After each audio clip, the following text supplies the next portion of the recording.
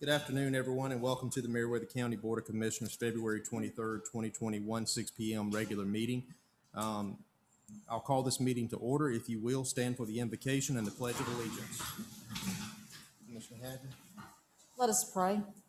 Dear Heavenly Father, we just thank you once again that we have the opportunity to come together to take care of the business of the county. Dear Lord, we have a lot on our agenda tonight, a lot of things to decide. And Lord, I just pray that, as always, that you will lead and guide and direct our actions, our thoughts, and our decisions. We thank you for everyone who is here tonight, and we just pray for safe travels as everyone returns home. We pray these things in your name. Amen. Amen. I pledge allegiance to the flag of the United States of America and to the republic for which it stands, one nation, under God, indivisible, with liberty and justice for all. Please be seated. We'll move to item number 2, and that is to adopt the agenda. Are there any additions, changes need to be made? Hearing none, do I have a motion to adopt the agenda? So moved. Have a motion. Do I have a second? Second. Motion and a second. All in favor? Motion carries. Item number 3 for minutes of the February 10th, 2021 regular 9 a.m. meeting. Are there any changes? Mr. Chair, I had one change under my comments that needs to go from Lakeside to Riverside. Okay. That's all I have. Any other commissioners have any changes? Hearing none, do I have a motion to adopt the minutes with the changes of the wording from Lakeside to Riverside? So moved. Have a motion. Do I have a second? Second. Motion and a second. All in favor? Motion carries. We will move to item number 4, municipal comments. And we have Mayor Ledbetter from Woodbury, who's wanting to discuss the service delivery strategy and discuss the converting George E. Washington School into an AG Tech Innovation Center. Mayor Ledbetter. Good evening. Thank you for the opportunity to have a discussion with you. Just to be clear, how much time do I have so I can adjust my comments? 2 minutes, but we'll give you 10. Oh, thank you so much. First off, I just want to say thank you and kudos to Theron Gay and the staff for putting together the service delivery strategy. Woodbury is very supportive of moving us forward in the revision of this document. As we learned late last year, the service delivery strategy needed to be updated as a result of us not having, for Woodbury, we didn't have the word grant in the document. And since we didn't have the word grant in, it would preclude us from moving forward with a community development block grant application. So we presented this back to Theron, and Theron and his staff did a great job at setting us up for support to move this forward. It's not just imperative for the city of Woodbury, but for all of our cities and our county to have grant and other funding options listed in our service delivery strategy as we move forward. So kudos to them, and the city is very much in support of that. Now on to my second point for this evening, which is a discussion on George E. Washington as an ag tech, or what we have been terming it as the Meriwether County Ag Tech Innovation Center. So bear with me just a minute. I'd really like to share with you how we got to this point. Since early February, we progressed an idea that seems to have gained traction. We're asking for your input, specifically the county commission and all of the staff that work for the county, along with the Board of Education and all of the school board, as we walk through this journey. The idea has really gained some traction over the last few weeks. In fact, yesterday we shared this idea with 28 people who attended a meeting here in Woodbury to determine the viability of this idea. During the meeting, those in attendance spoke of their support for both a local and a regional perspective. We had state legislators, representatives from the Department of Economic Development, Department of Innovation, Georgia Agriculture Department, Department of Community Affairs, Three Rivers Regional Commission, Georgia Green Industry Association, Woodbury elected officials and staff, Meriwether County School System, Meriwether County School Board members, Chamber of Commerce, local farmers, Industrial Development Authority, Georgia Municipal Association, community residents. Mayor Cuddy was in attendance with us. All of our initial plans were shared, and specifically around the idea of converting the George E. Washington Elementary School into an agricultural technology and innovation center.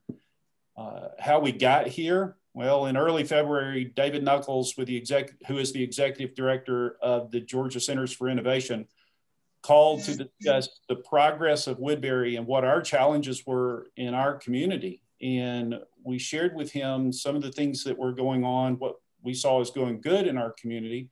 And we also shared with him that we had an opportunity moving forward. And during our conversation with David, he helped us think through that opportunity. And he helped us shape our idea to repurpose the school as an ag tech innovation center in support of our rural community and our local farms. This is not just a Woodbury thing. This is, as we discussed yesterday during our initial meeting, this is an opportunity for really our entire region. And the members that were in attendance yesterday really shared that back with the group, how this could be a showcase, not just for Meriwether County, but all across the area. The feedback that we are receiving stems from a lot of what's going on here locally, because one of the things that we've done is we've looked back at our joint comprehensive plan to understand how the work that's going on specific around this Ag Tech Center supports the planning that we did back in 2017 and early 2018. And if you look back at the comp plan, the economic development and tourism piece specifically, we call for our schools to collaborate with local business and industry to promote workforce development. We call out the critical need for high-speed internet access. We call out a need for employment opportunities to be available for Meriwether residents. And under the natural resources and environmental management section of our comp plan, we call out the need to preserve prime agricultural land in environmentally sensitive areas and the need to develop buffer requirements and best practices for timber harvesting within our county. These are just a few examples of what we've been able to pull back from our comp plan in support of moving this idea forward.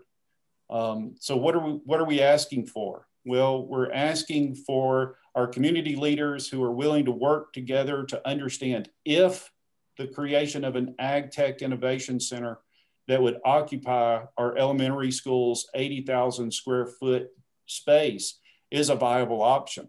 I believe it is. I believe it goes much farther than just putting the building back into service. I believe it actually helps grow Georgia and grow our community through our agricultural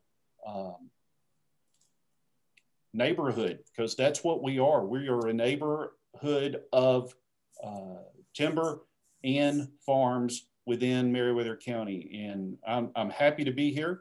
Happy to be a part of this opportunity, and it's not mine. Like I said, we had 28 people show up yesterday in support of what the idea is growing to become.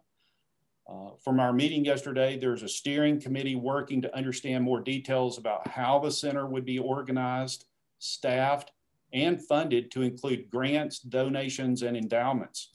Our steering committee is also working to determine whether we should pursue an immediate grant opportunity of $250,000.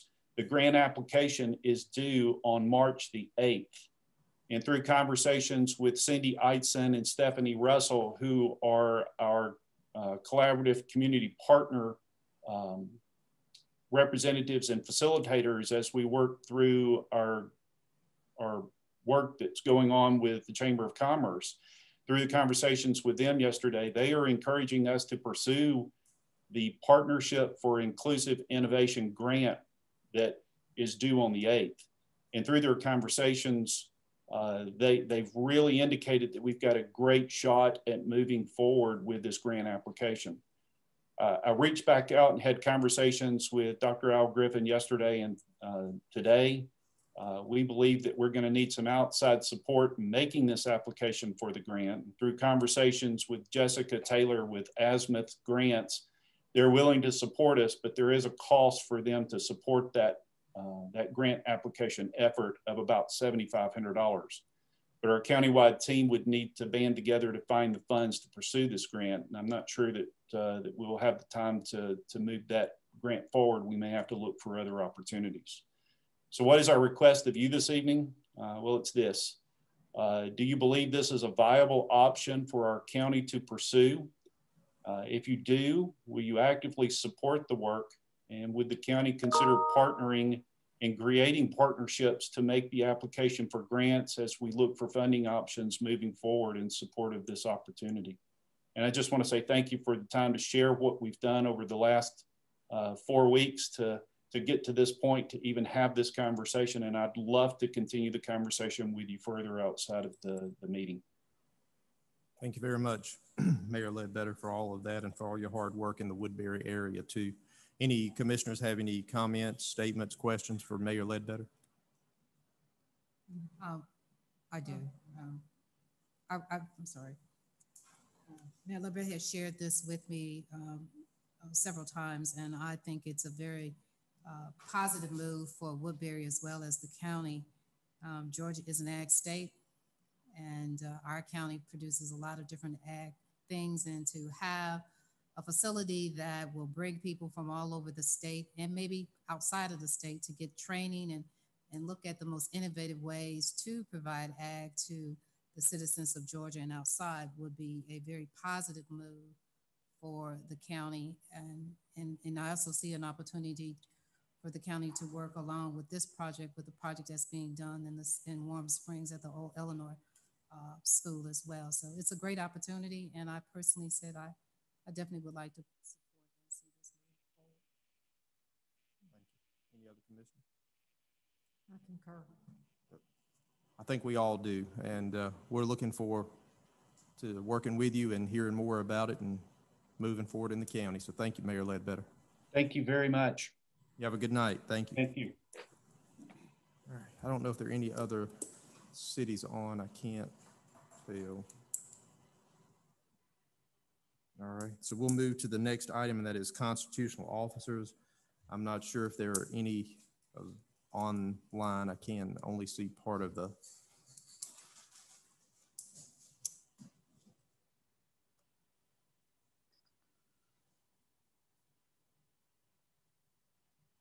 I don't see any. Okay. So we will move department heads. We're not going to do department heads tonight. Next item, item number 7, public hearing. Item number 1 under public hearing is case number 6-2021. Meriwether County is requesting a rezone of 72.62 acres owned by Meriwether County from CIPD to PID to industrial, LD number 11, LL number 104, tax map, and parcel number 004-020-6656 Lone Oak Road. Do I have a motion to go into public hearing for case number 6-2021? So moved. Have a motion. Do I have a second? Second. Motion and a second. All in favor? We are in public hearing at 6:13. This was an application that we filled out for the county. It's county-owned property, and you guys have a map of the property in your packets. Includes the area we've already talked about.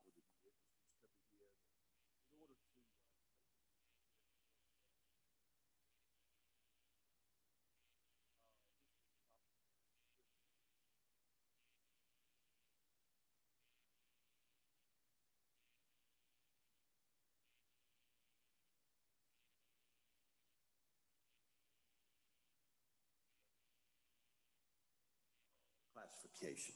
And Ms. James is here tonight with IDA, and she might want to add some more comments on this, but it is keeping with the plan they've been working on for, continued industrial development and economic activities in our county. And I'll be happy to answer any questions.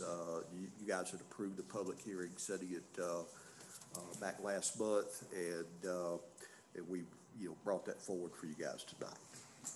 Ms. Jane, you have any comments?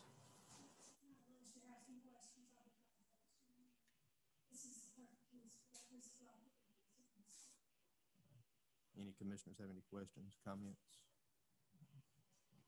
Hearing none, do I have a motion to go out of public hearing? So moved. Hold on just a moment. Is there anyone from the public? There's no one signed up to speak on case number 06-2021. Hearing none, do I have a motion to go out of public hearing? So moved, Have a Mr. Chair. motion, do I have a second? Second. Motion and a second, all in favor? We are out of public hearing at 6:15. Hearing the recommendations of Mr. Gay, what is the pleasure of the board? Make a motion to approve. Have a motion, do we have a second? Second. Motion and a second, all in favor? Motion carries, You abstain. Abstaining. and one abstain. Thank you. All right. Next item under public hearing, number 2, case number 07-2021, Ms. Kathy Owsley, the administrator of Richard Lamar Owsley Estate, request rezone from A1 to RD for a 2 to 4 acre split with house to deed to son or sale. Property located at 6775 Cove Road, Woodbury, Georgia. Tax map and parcel number 179-009, LD1 LL70. Kathy? Do I have a motion to go into public hearing? So moved. Have a motion, do I have a second? Second. Motion is second. Motion. All in favor? Motion carries. We are in executive session at in public hearing at 6:17. Sorry, y'all. No problem.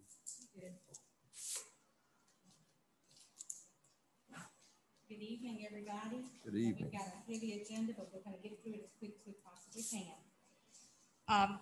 I have case number 7-2021, Ms. Kathy Owsley. She's the administrator of the Richard Lamar Owsley Estate. She's requesting to rezone 2 to 4 acres from a 64.58 acre tract from A1, which is 25 acre minimum, to RD. This property is known as tax map and parcel 179-009, and it's located at 6775 Cove Road, Woodbury. This purpose is to split the house in 2 to 4 acres out to deed to her son or to sell. The existing nearby parcels include residential and agricultural parcels consisting of acreage in two acre sizes up to hundreds of acres. The proposed parcel split will create a 2 to 4 acre split with minimum of 200 feet of road frontage with a residence, and the balance of the property shall have frontage on Cove Road as well. No new drives will be created because each of those already have a drive there. She's asking for the 2 to 4 acre parcel. She will not know exactly how much they will need until they locate on a plat of survey where the well and the septic and all are, to be sure all of that's included with the home. The use of this property is consistent with the neighboring parcels, and it will not adversely affect the existing use or property values. It is our recommendation, our staff recommendation, and from the Planning Commission to approve this rezoning to RD for the 2 to 4 acre split. All right. Thank you very much.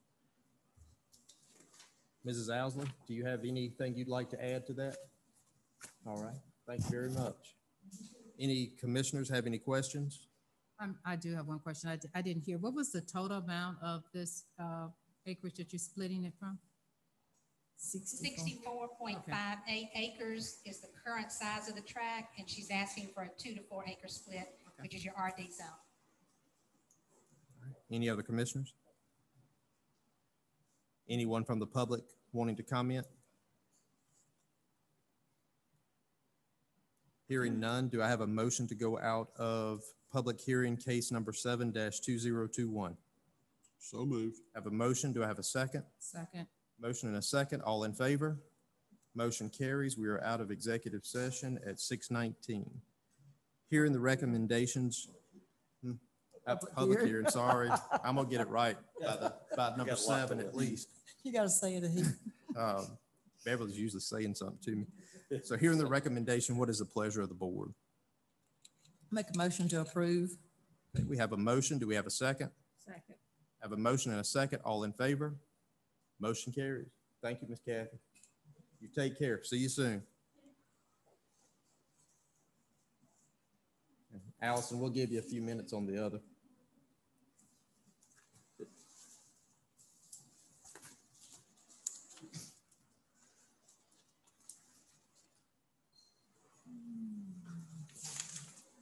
All right, moving to item number 3 under public hearing, case number 08-2021.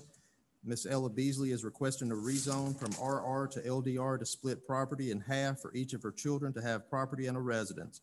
Property located at 5561 Rocky Mount Road, Greenville, Georgia. Tax map and parcel 096-016, LD 10 and LL 168. Do I have a motion to go into public hearing, case number 08-2021? So moved. Did I say public hearing that time? Have a motion. Do I have a second? Second. Motion and a second. All in favor? Motion carries. We are in public hearing at 6:21. Okay. Thank you, Mr. Chairman. We've got case number 8-2021. This is actually in Commissioner McCoy's district. Ms. Ella Beasley is the owner of a 10.08 acre tract located at 5561 Rocky Mount Road, Greenville. She is requesting the rezoning from an RR to an LDR zone to split the property in half for each of her children to have a home. Newly created parcel in the rear of the property shall have a 30-foot perpetual deeded easement for access. The property is known as tax map and parcel 9616. Existing residential and agricultural parcels along Rocky Mount Road near this tract are 1 acre in size up to hundreds of acres. Property valuations of the neighboring parcels will not be adversely affected. It is the staff recommendation as well as the Planning Commission to approve the rezoning to LDR. Thank you very much. And on this, we have Ms. Bella Harris and Ella Beasley listed. Do you all want to speak on that, or do you? All right. Neither wants to speak. Any commissioners have any questions? Mr. Chairman, I'm familiar with that property, so I don't have any questions. All right. Anyone from the public wanting to speak? Hearing none, do I have a motion to go out of public hearing, case number 08-2021? So moved. I have a motion. Do I have a second? Second. Motion and a second. All in favor? Motion carries. We are out of public hearing at 6:22. Hearing the recommendation, what is the pleasure of the board? Since that's my district, I move we go ahead and rezone to LDR. I have a motion. Do I have a second? I second that. Motion and a second. All in favor? Motion carries. Thank you very much. Thank you. Thank you. Beverly, you need these. Rocking and rolling. Yep. As long as y'all keep me straight.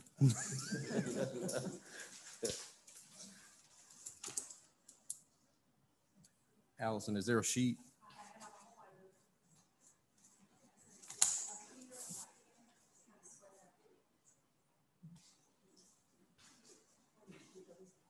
Thank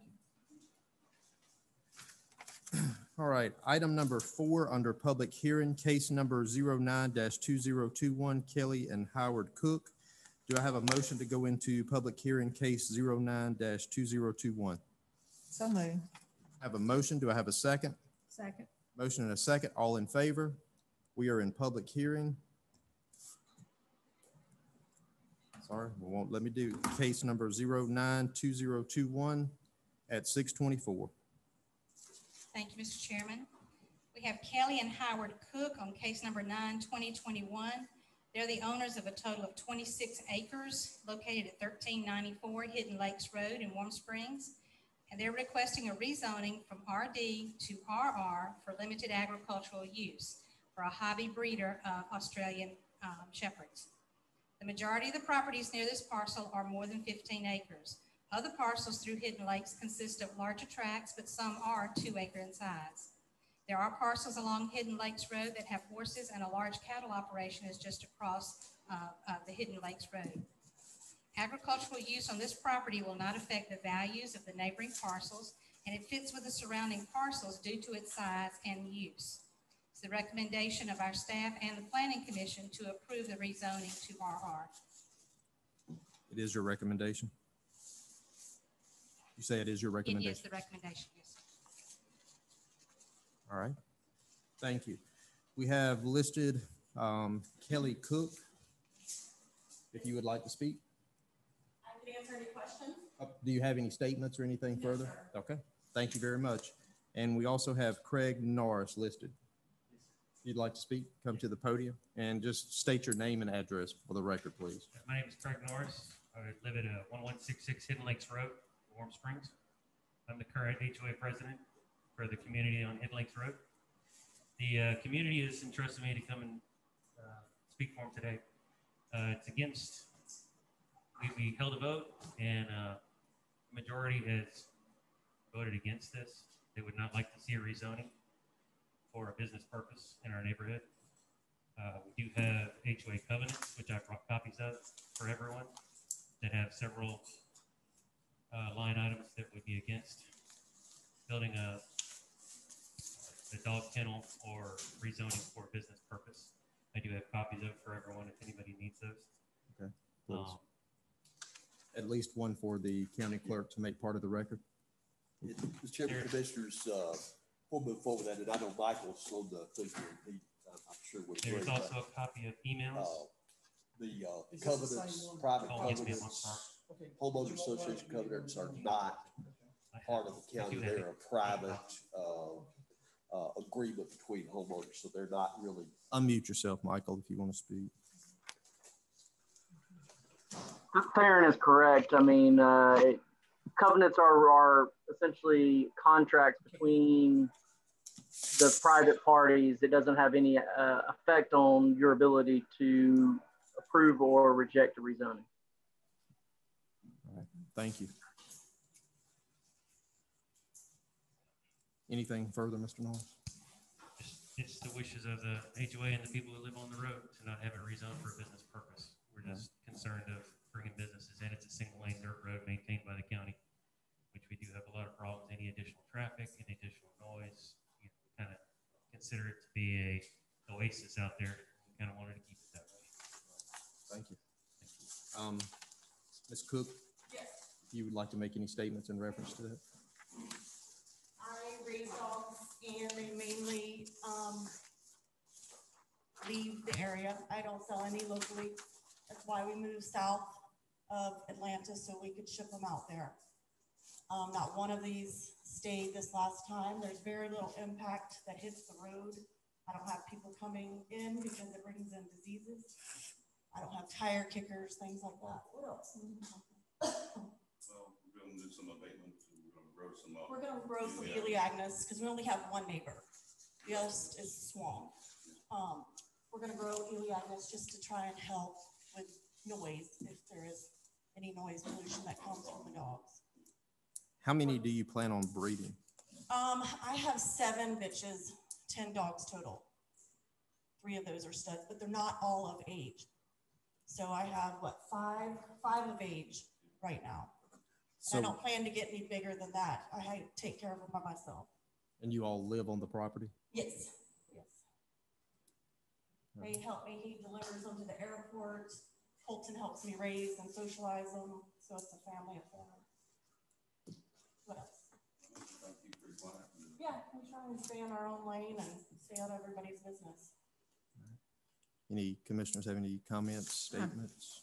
I have a couple. This is in my district, and I have talked with some that live out there, and while they assured me that they want to be good neighbors and they don't really have a problem with them raising the dogs, is what they told me. They don't want to see a zoning change.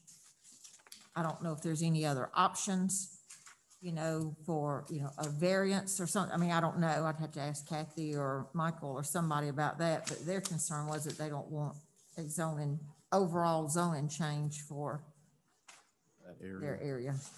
And in the very back of the HOA, it does say after 20-something years, there can be some provisions made. They can make some provisions with the new world that's going on nowadays. Things are changing. I'm not going to be running, dogs 24/7 and people coming in and out. Mr. Chair? Yes, ma'am. I have a question. why is there a need to rezone if you're currently doing this? To get a business license in this county, I think I had to rezone. Ground control. They have an oversee in the state of Georgia, the agriculture department comes in and inspects. And they've already done a tree inspection. And in order to, pay taxes and whatever we need to do properly, then, it has to be zoned accordingly. Okay. I mean, So in order to operate as a business and be in compliance, the rezoning, it has to be rezoned to that. yes. Okay. And this is per our county or the state? This is the county Ordinance. ordinance under our zone. They run a cattle ranch within 100 yards of our house. Is it a part of the Hidden Lakes Association though? The road, No. it backs up to the road. No, I'm it's talking not about part the, of it. the cattle operation Is not part of it. It's not a It's part of- just our driveway borders happens it. to go there. That's what We're I the thought. very last place. The dead ends, Hidden Lakes Road dead ends right into our parcel. Yeah, the question I have on the RD, what is the minimum of that? I can't keep I'm that sorry. straight. The RD, what is the acreage? 2 All right, so 2 acres is RD and RR is 10. is 10, okay. They have a total of 20, right at 26 acres. So with RD, there's no special use, No, but it sir. is under RR. No special use in RD, but LDR with 5 acres, it would be the special use. RR and A1 is allowed in Allowed those use. zones. And again, they've got 26 acres. So we're looking at the use and the size of the parcel. They could qualify for A1 Yes, sir, they with 5 could. acres. Okay. And would that be that property only? If that happens, I mean, you're not talking about doing the whole. No, it'd just be Area. that particular, parcel. Well, I'm sorry, Mr. Chair, would then that allow them to still start their business and get a business license With that change in zoning, yes. as an A1? So In does, A1, it would not as well, yes, ma'am, because A1 and RR will both allow this type use without a special use. So without what a was, special use, Without special use. so what would be the, I guess what I'm trying to figure out, what would be the disadvantage of not doing that? Versus rezoning the whole thing? If you went to A1, you would be limited to no really further divisions of the property since they only have 26. Under RR, they could split the property into 10-acre tracts, am I right? They could. Yeah, not that they're going to, but they could. So the only difference in the RR and A1 would be the limiting the lot size. You'd have to have 25 acres. They have 26, so it wouldn't give them enough to split it. So it'd have to remain unless they came back and asked you guys for a reason. And if I may, Mr. Chairman, yes, we do have George Richmond with us here tonight. I think there was some concern at one time when we first started getting some calls on this particular case. He would like to explain the difference in a hobby breeder, which is what she is looking to do, versus a commercial breeder. There's a tremendous difference. And I'd like for him to speak on that, please.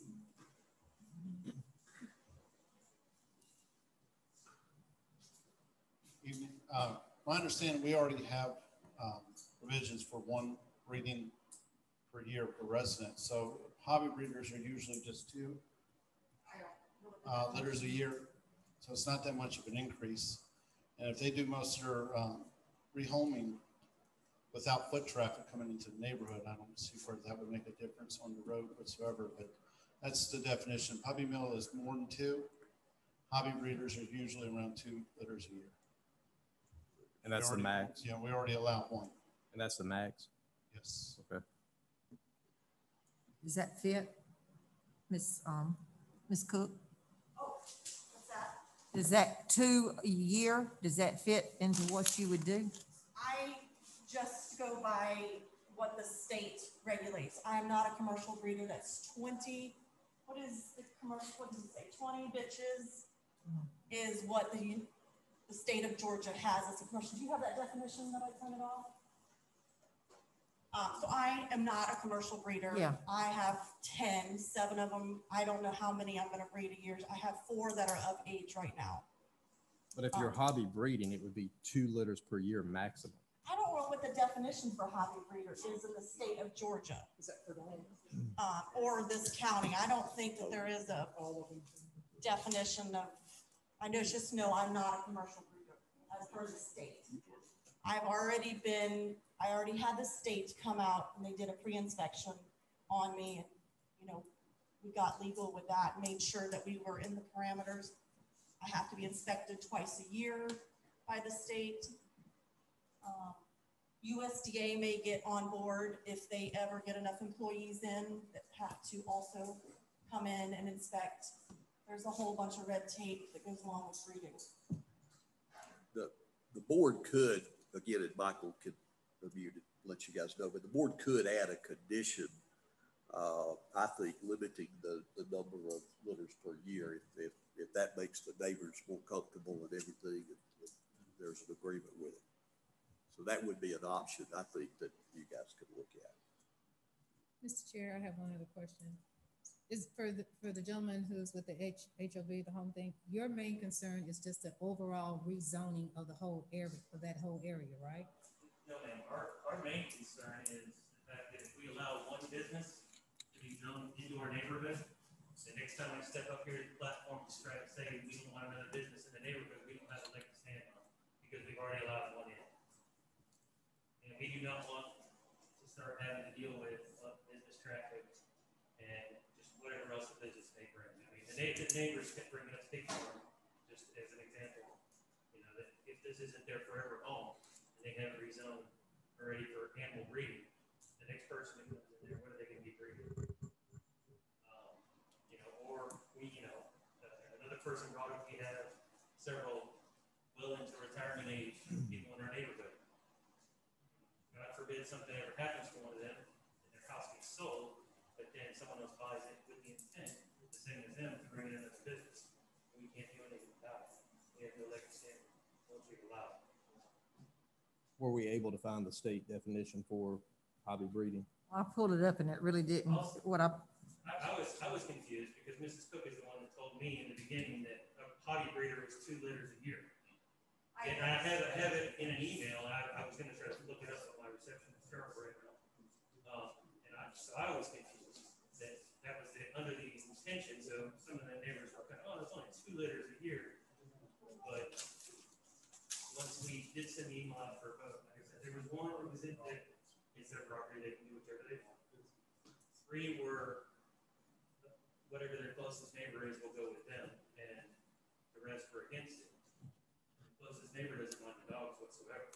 They've already said they don't cause a problem for them now, but they're against the rezoning of the property.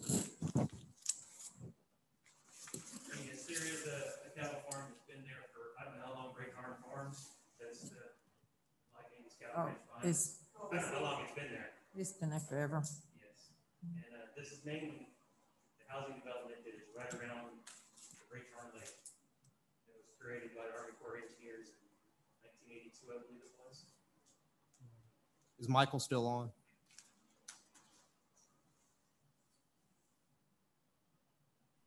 Yes, I am. Were you able to hear all of this conversation? I've lost bits and pieces of it, but for the most part, yes. Can we get the volume up? Can you hear me okay? Yeah, I can. Can you sit a little closer to the mic? Sorry, Michael, we're having a hard time hearing you. Sure. Can you hear me okay? I'll talk louder too. So we're hearing that hobby breeding may be defined as 2 breedings per year. Yeah, I was looking for it myself while this conversation was going on.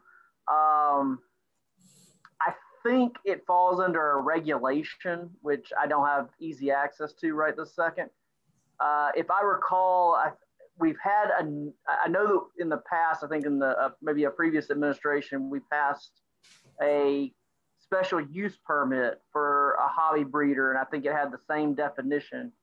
And as a condition of that passage in the past, we did condition the special use on not exceeding 2 litters because that was the understanding at that point in time. I looked at the ordinances. I didn't see anything that defined hobby breeding in our ordinances. And again, I was looking at the same time under the state laws, but I really didn't have enough time to find anything during that conversation. Okay, thank you. Just one more thing. Theron mentioned that, any kind of rezoning or special use or variance, you do have the authority to condition, however you want to condition it as part of the approval process, if that's something you're inclined to do. Okay, thank you, Michael. So to understand it right, if we rezoned to their property only, you could put conditions on it. With those conditions, can you put conditions that if that property is sold, what happens? It reverts back to what it was. But were the conditions could only be part of it if it was for special use? Is that right, Michael?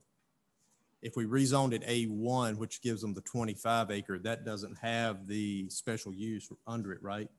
So it would have to be zoned the RR with a special use, and then we would put the stipulations of that special use. Correct. If it's a general use and you rezone a property, then there's any subsequent owner does not have to get permission to fall within that category. But if it's a category of zoning that allows it per special use approval, then any subsequent owner would have to come and get special use approval in order to qualify the same as the current owner. Does that make sense? Everybody hear that? Did an LDR, it would be limited to just these owners because it's special use. Is that right, Michael? The question was that one of the zonings allows for special use and it would be limited to these owners only. Right. Right. Yes, that's what I'm saying. If you rezoned it into that zoning category and then provided a special use under that zoning category. We finished with the attorney.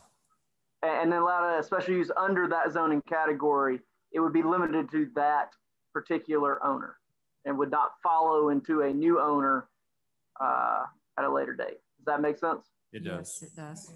I have one question, Mr. Chair. So that only applies if you're doing the LDR. Well, that would not apply with the A1 rezoning. Right. Nor would it apply with the RR because they're allowed. So the only one that gives them that option is LD. LDR. But we could put special use, we can put conditions on it. Right. And it could be limited to them only. That property is sold, it reverts back to what it was before. Because it will be a special use. The zoning will stay, but it'll be a special use for the hobby breeder. And if they sell it, then that goes away because it's a special allowable use that they requested. Right. It would not revert back to whatever the current zoning is, but it would revert back to what the current or what the new zoning would be without any special use approved. Does that make sense? So the zoning would stay in place. It's just that special use purpose that would have to come back if they wanted to continue that under that old zoning, right? Correct. Okay. Sorry, I was confusing myself. Kathy's provided us with some information here. It divides a hobby breeder. Is that under the OCGA stuff? I don't think so. Yeah. It's just under Law Insider. It mentions may sell 2 litters of puppies, per year. But I don't know what law that is from. We could do more research on it. Thank you. If the board, chose to continue, and if there's still questions or things y'all would like us. Well, and that was one thing I was going to ask. If we don't close this hearing out, right, we can bring it back to our next meeting or the next evening meeting. Right. And without any other cost to anybody or whatever, as long as we don't close it out, because I'd like to know a little bit more. Yeah. I honestly would too, because I don't think there's enough to make I don't think there's enough to make a full decision on for me. I'd like to ask Mr. Norris, is that if it was limited to that parcel and that parcel was sold, it reverts the special use goes away. The new owner couldn't do it unless they came back to ask again. Does that help any? I would have to speak to the other homeowners and make sure that did satisfy them. And if it was a hobby breeder and it does go with the 2 litters per year, then that's not a commercial business. Okay. So I would have to speak to the other homeowners and actually get a real Georgia law definition on hobby breeder and what that is. I would like to see us put it to either our next meeting or whatever time to give us a little more information here so we can make sure we're making a good decision here. I think if you once you finish with your hearing today, I think you just need to simply say we want to ask that this be continued until certain date, right. Either the first or second meeting. Are there any other comments from either party? Any comments from citizens online?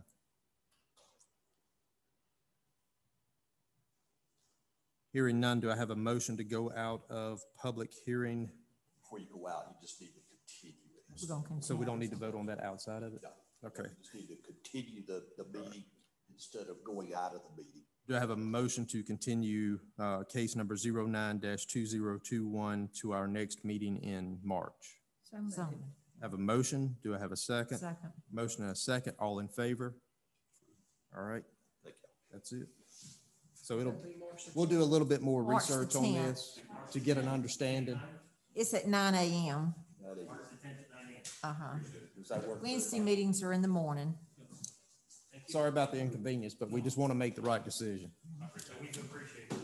Y'all have a good day. So do I need to go out of that now? We were in it. Technically continued it, so no. I just move on. Okay. Here, Beverly. Allison's falling down on a job. Okay. So next item under public hearing is item number 5, case number 10-2021. And this meeting will be held via Zoom. Do I have a motion to go into public hearing for case number 10-2021? So moved, sir. I have a motion. Do I have a second? Second. Motion and a second. All in favor? We are in at 6:47. Thank you, Mr. Chairman. As you mentioned, this is a Zoom meeting for the applicants here. Mr. Ramseur, can you hear us okay? Yes, I can. They have submitted to us 2 real short videos to show you what this particular company does now and what they could be bringing to Meriwether County. This is actually in Miss Shirley's district. It's the old elementary school just outside of Gay. Mr. Ramseur is the agent for WB Properties. They're the current owners, and he is requesting a special use permit for operating an animal training facility. The prospective buyers of the property are well-known animal rescuers from Pike County and have received a recommendation from our local animal control officer. The facility will be used to train service dogs. And at this time, if we may, go ahead and shoot these 2 videos really quick so you can see what they are and what they do. Yep. Can we turn that air conditioner off over there?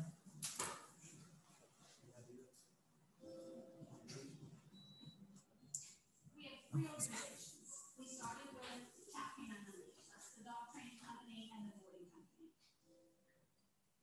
Then came Coco's Covered. And then we just started this year our own service dog organization called Tales of Hope. Our dogs come from a variety of places. Many of them are strays here in Pike County, but we also help Coweta and Fayette and Upson and Salt. We get a lot of underslingers of high-profile breeds, a lot of kitties, a lot of shepherds, just because people get them and they're really not aware or truly ready for what it takes to work those dogs and to make them happy so they can be good dogs. We have a very, very large volunteer group. I'm very blessed with a huge tribe of about 40 volunteers that are solid and here all the time and as dedicated to the cause as I am. One thing that's really nice for our rescue dogs is that they're not stuck in a kennel. and that's really important to us. A lot of these dogs are dogs that previously couldn't be with other dogs, and they started as our fosters, and we've worked through their social issues, and now you can see they're doing great. So we go in, we rescue dogs, we assess them to see if they are fit for service. If they are, we get them in training. They're either here at the farm for a while, getting their socialization and confidence levels where they need to be, and then we find foster homes for them to go finish the training, or they're open for adoption. To find out more about Coco's Covered, Tau Canine Unleashed, and Tales of Hope, visit our website or call the numbers on your screen. Thank you.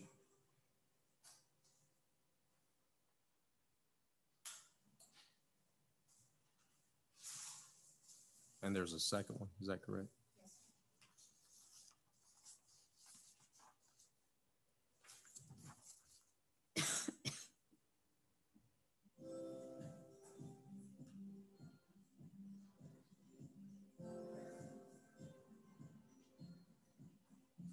We realized that a lot of our dogs were actually perfect fits for service work. That's become a huge passion. And a lot of the dogs that we get now go on to be service dogs. This is Sloan. She's my medical alert and mobility dog. She's a Great Dane Labrador from Coco's Covered. I have PTSD and anxiety, so Sloan can sense me getting worked up and upset, and she'll like touch me or jump on me or something will get my attention to pay attention to her, so I'm not worried about what's got me upset. This is Kelly. She's my service dog. I've had her since 2015. She helps me with my diabetes. She lets me know if I'm going to have a low. I have severe lows and they happen so fast. I'm lucky if I catch them with Tilly. I don't worry so much about it anymore. I know she's going to be there for me. This is Star-Lord. He goes by Quill. I have very heavy anxiety as well as bipolar disorder and some other issues. He relieves my massive panic attacks. When the dog senses that you're having a problem, not just for diabetics, but other people with other problems, there are triggers that the dog pick up on. You know, I start kind of twitching or at times hyperventilating, and he comes just honestly, he has a big old pest and kind of pawing at me and climbing in my lap because he knows I don't like it and just doing anything he can to distract me from whatever's setting me off. They pick up on these triggers, and then they'll alert the handler, and the handler does what they need to do to take care of themselves. It's all in a relationship that you build with your dog.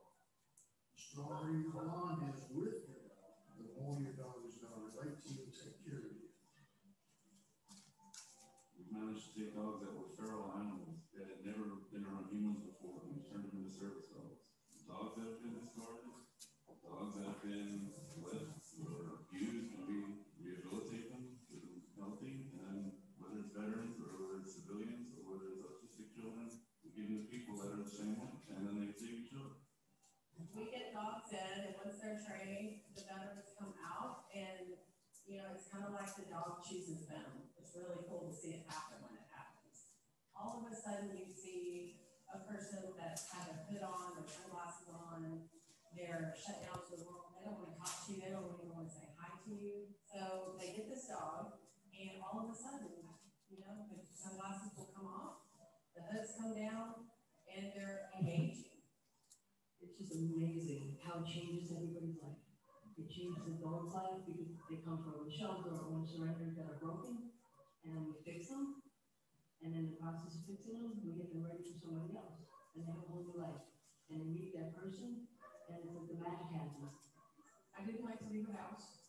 I enjoy going to the outings now, which is a big thing for me, to show people that this really does help. These dogs really do save lives, and I'm proof of that.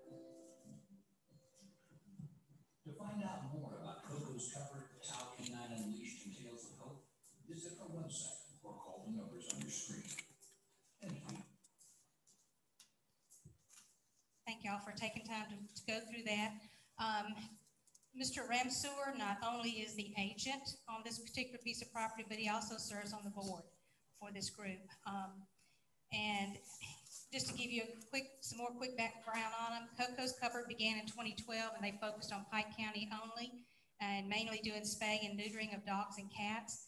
They expanded their coverage to Meriwether, Coweta, Fayette, and Upson, and expanded their service to include a more robust rescue, rehoming, and rehabilitation service.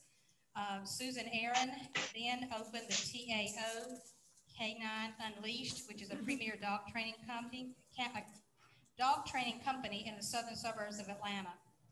In 2013, Coco's Covered and TAO K9 Unleashed began a program to train dogs for military veterans as service dogs.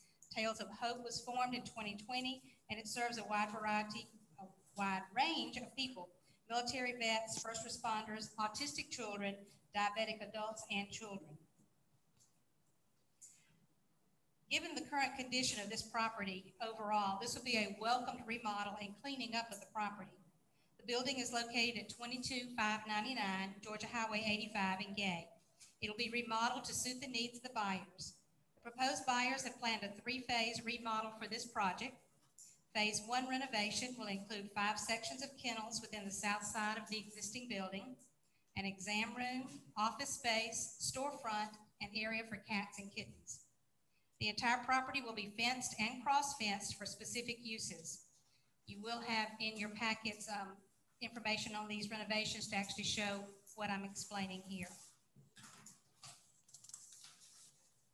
The front section of the property will be used for agility training and then a separate dog diving area. The distance on the south side of the property to the building is approximately 197 feet, and the north side of the property to the building is approximately 209 feet. There'll be no feeding or boarding areas for animals will be near any property lines. The renovation and cleaning of the property will increase the valuation of the subject and not be a detriment to the neighboring parcel values. It is my recommendation, as well as the Planning Commission, to approve the special use permit with compliance on the following conditions. The owners must meet and follow Department of Ag rules and regulations for housing animals and provide current state licensing. The owners must obtain a business license with Meriwether County and renew it each year while in operation. In the first year of operation, Meriwether County Animal Control will inspect property on a quarterly basis for compliance. Each year following, the inspections will be on a semi-annual basis. Any outdoor feeding or housing area shall be no less than 50 feet from the property lines. Animals must be in secure, enclosed, or fenced areas while actively in training and while being boarded. Any complaints of noise will be investigated by both code enforcement and animal control. And Mr. Ramseur, if he has anything else to add, Mr. Chairman, I'm finished with that presentation. Thank you. Mr. Ramseur, do you have anything you would like to add? No, Kathy did a very good job, and we appreciate that. I actually have a question for you. Yes, sir. The request is for a permit of animal training facility. What I heard was possible boarding. I also heard for kittens and cats. I'm not sure of the training capability of kittens and cats. I know that they can be trained to some level, but that's a concern that I heard. Is this only for dog and training? Because it was stated that it was going to be for cat and kittens and also boarding. Right. So the training of the service vets and the rehabilitation of strays is specifically for dogs. I mean, what we can do with the cats is it's not an emotional support animal, although I've seen cats do that. Right. The boarding and the adoption process is an intake outtake. So with the 40 volunteers that we have, it's a foster type program. We bring a stray animal in, we do all of our examinations, all of our testings, and then we place that animal in the care of a foster parent to then further adopt that child out to any number of prospective interest. The training of the animals are those specifically designed for support and emotional animals, and those are dogs specifically. So the boarding process will be for those animals to be boarded during the training process. That's correct. Training process. There may be 1 or 2 overnights with a stray animal as we examine them, whether they need, special care before we place them into a foster care facility. All right. I just wanted to make sure that everything we have down and for the request of this fits within the guidelines of everything. Yes, sir. All right. And we have George Richmond from our animal control. Do you have anything to add? I'm just well aware of this organization and I think they'd be a big asset to this county. They currently have one of our broken dogs, as they put it, Ralphie, that they've been helping. I don't know if he's still with me, he's been adopted, but they are well-known valuable asset. And also, Mr. Ramseur, I do know that there is a significant need for a lot of these medical service dogs to be out there, and it's become more evident over the past couple of years with actually a couple of residents and their children that have been diabetic since being young children. So I do know that it's a great thing, and it really does help these servicemen, women, and also these medically needy individuals, whether it's children or adult either. So thank you for what you do on that. I'll open it up now to the commissioners for any comments, questions. I do have one question. Mr. Ramseur, about 2 years ago, I was contacted and asked about this location. It may have been your group, I'm not sure, but I did recommend McCrary School for being an excellent location. Was that you I talked to?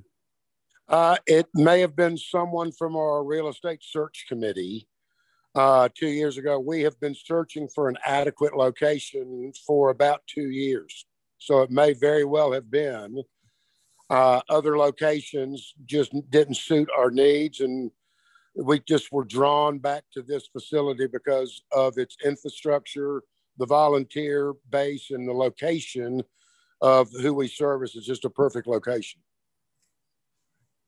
That's all I had. Thank you. Any other commissioners have any questions, statements, comments? I do, Chairman. Getting back to where the section where you will have cats and kittens, that is just a temporary area just to service them. So they may be there more than 24 hours or they may be less than 24 hours. Is that what I'm hearing? That's correct. And it could be as long as 72 hours. When we bring the animal in, I mean, we have to go through, if you will, a veterinarian assessment of the animal's health. And we get that animal prepared to then move into a foster environment that we then further adopt out of those foster environments. Okay. I do have a question for Kathy. What's the total acreage on this? I can't speak without my notes. Bear with me. Okay. 12 acres. 12 acres. 12 acres. Your preliminary drawing is very well done, but I don't see the parking part of this. If we could get the weeds under control, which we plan to do, you could see it very clearly from an aerial. But there is an awful lot of cleanup and renovation that needs to be done to the property. Mm-hmm. But just imagine what McCrary School had for parking. That asphalt is still there. Okay. The weeds have just grown up, and we would go in there and scrape those weeds, repaint the parking area, and it would be done correctly. Right, thank you. Mr. Ramseur, one more question. How many animals on a daily basis, average wise, do you think you would have at that particular facility? What would be the maximum average daily? I mean, we are requesting the kennels that we have there are for 50. So again, on a training session, we could have as many as 50 animals in training at one time. Some of those may stay overnight. Some of those may go back to their foster parents. On adoption day, we may have, 30 or 40, whichever ones are ready to be fully, brought back into society. It just depends. So I would say no more than 50 on any given day. All right. Thank you very much. Any other? Yes, sir. Mr. Chairman, if I may, I did send out letters to all the neighboring properties, and I received one phone call, which was the closest neighbor, and they just asked what was going on. I explained to them they had no opposition, and there was no other comments from anyone else that received the letters. All right, thank you. Anyone in the public that's on Zoom want to comment at this time? If so, unmute yourself.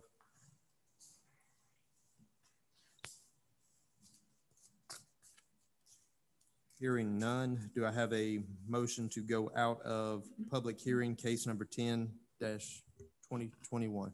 So moved. Have a motion. Do I have a second? Second. Motion and a second. All in favor? Motion carries. We are out at 7:05. Hearing the recommendations, what is the pleasure of the board? Mr. Chair, this is in my district. I think it's a great asset to the county and just the service all together. So I make a motion that we approve this recommendation. We have a motion. A hearty second. Have a motion and a second. All in favor? Motion carries. Thank you very much. Thank you. Thank you. Just to have that place cleaned up will be a huge asset. Right. I know.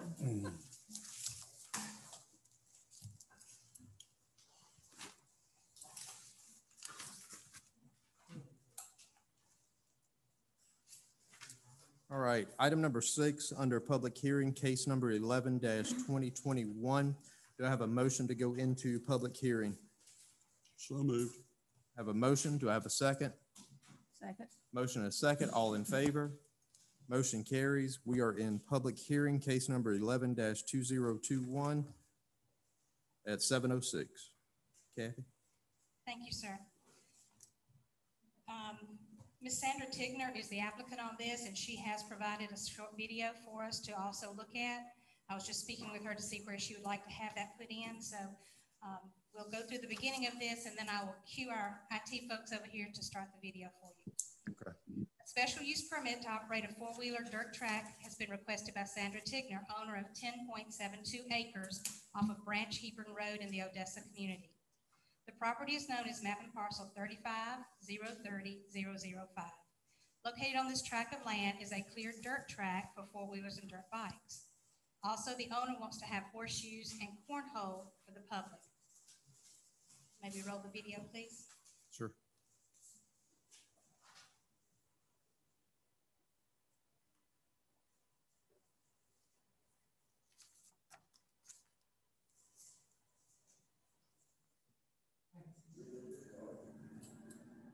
Apologize for the language.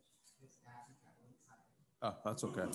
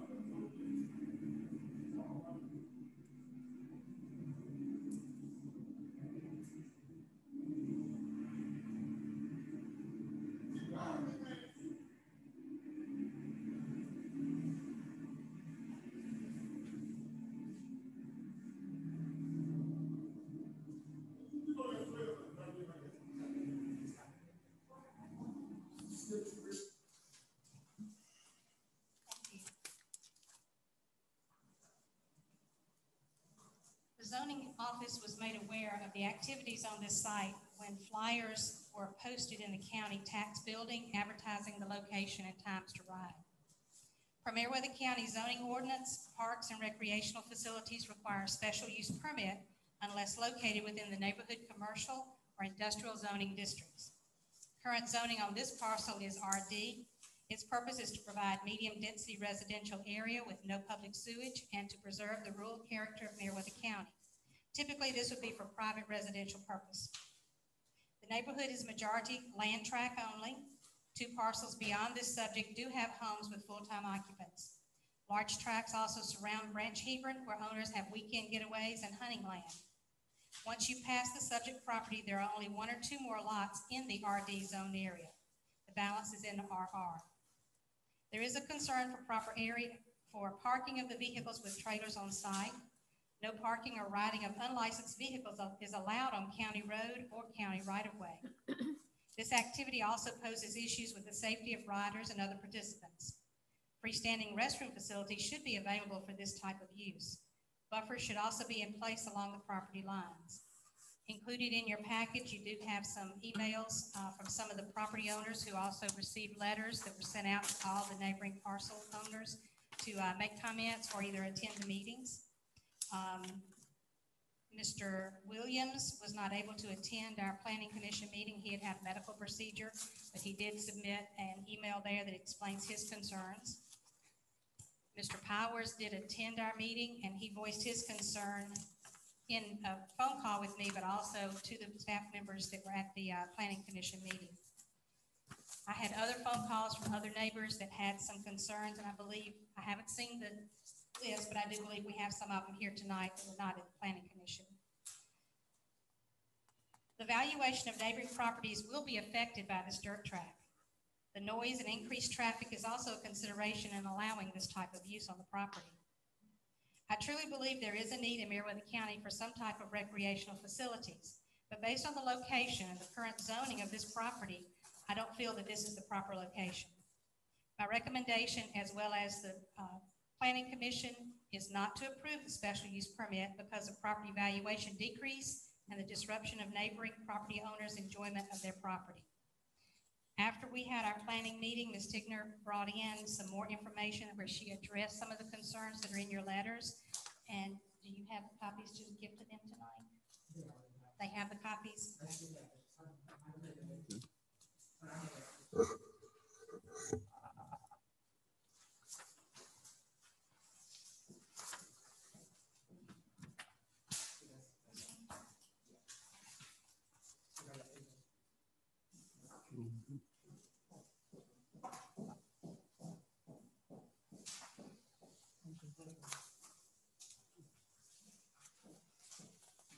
I'll briefly read over these.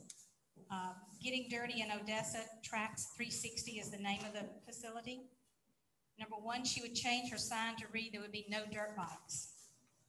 Number 2, the trail visitor drivers, riders will be by reservation only, allowing her to keep the numbers to no more than 6 persons at a time. She believes this will help keep noise down and traffic to a manageable level. All drivers and riders will check in and sign a release on a liability form.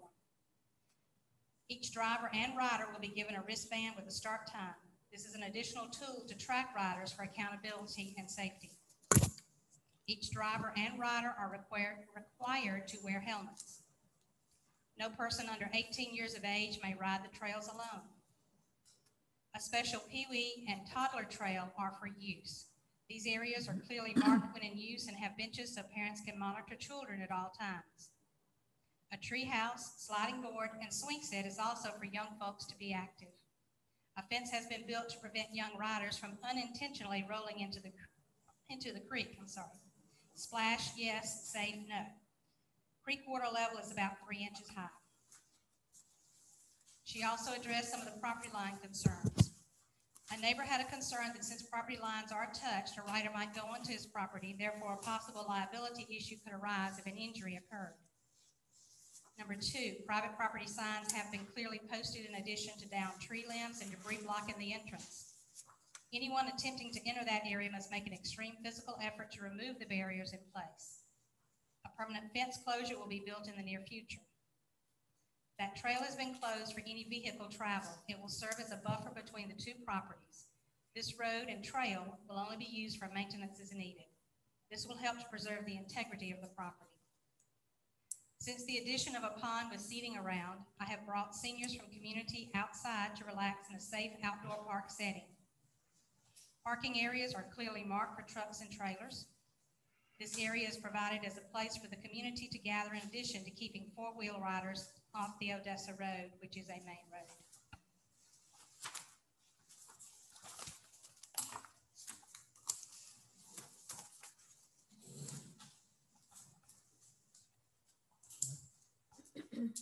Anything further? That concludes my presentation, sir. Okay, thank you very much. We have listed Ms. Sandra Tigner. Yes, sir. If you would like to say anything further, more than what Kathy did. In addition to what she presented, I have 14 letters here, and these are some people signed. I'll just pass each one of you so you have what it is, and then the rest of it, they're all the same thing. Okay. These are people who live on these roads, who are concerned, chose not to be here for whatever reasons, but I see that. Thank you. Thank you. I have 14 of these. These are for people that live on Applecott Street, which is directly across. The properties that we're speaking about, I personally own 11 acres. I have 4 brothers who own the rest of the additional 50 acres, so it's all on that road. It's been used for hunting for years, it still is. That hasn't changed. They do hunt this year, they still do. They never charge anybody. No reason. And that will continue. That's why this track is just right now for a small area. And what you saw in the video was all that was on property. If you notice, there's some signs that are clearly out. But the road that was, got that picture of it, so, but anyway, the road that was used initially, that was very concerned next to the neighbor's property, I closed that trail off completely. It was over 10 feet wide, 10, 12 feet wide. So I made an area almost 40 feet away from that and started on the inside of the quarter line, right to that off. That's what I was talking about there.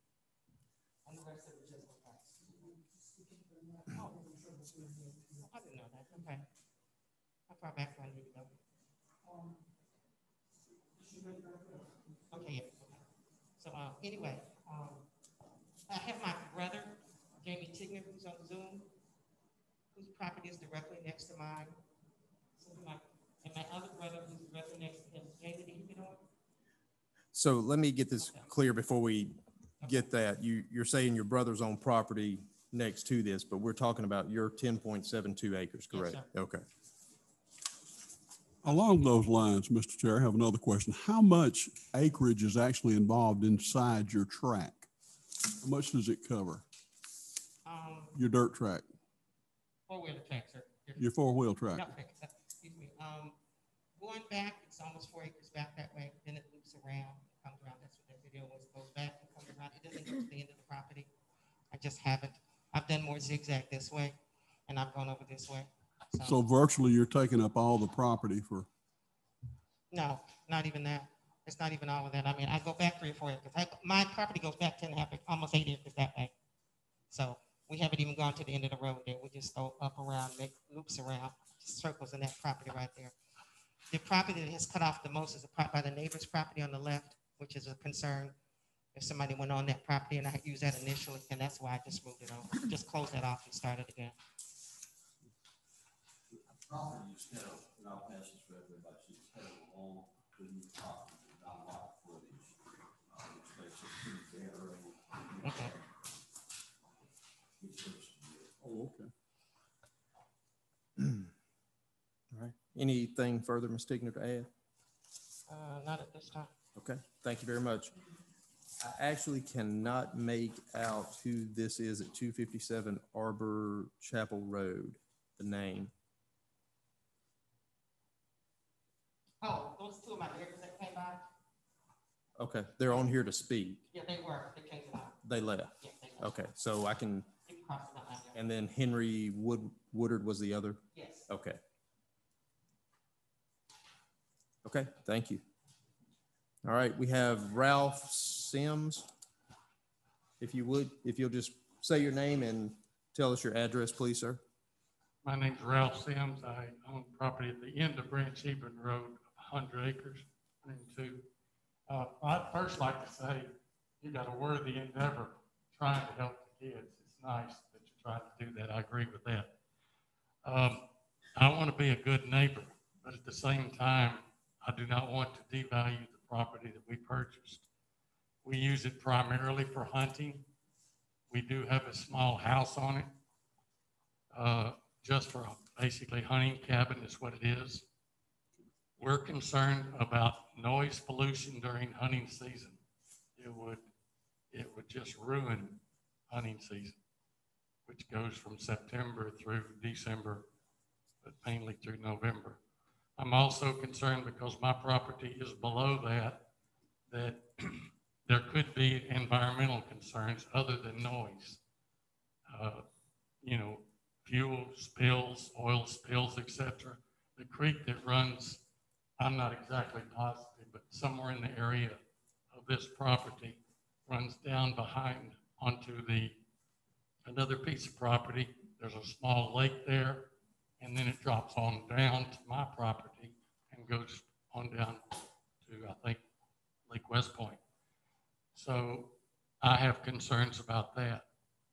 So that's what my main concerns are, really. Okay. Thank you. Thank you. Any commissioners have any questions, statements? Commissioner Chair, I'm still trying to, her property is this one that is in blue, right? And so it's very long. It's very long. Very long. Mm-hmm. And so the gentleman who just spoke, where is his property? At the end of Branch Hebron, all the way down on the right-hand side of Branch Hebron.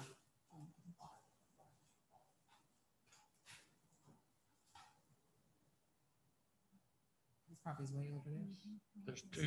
There's three pieces of property between me and this, and they're fairly narrow. Not as narrow as Ms. Tigner's, but they're narrow. Thank you, Mr. Sims. Thank you. Any other commissioners? Well, it was, I read in some of these papers somewhere, it said something about the parking of vehicles and trailers. So where would that be? Is that an issue? I mean, okay. So where would parking of vehicles and trailers and stuff be? I have a picture here. I thought it was in there, but apparently not. I have a picture. The parking would be directly in front of the properties.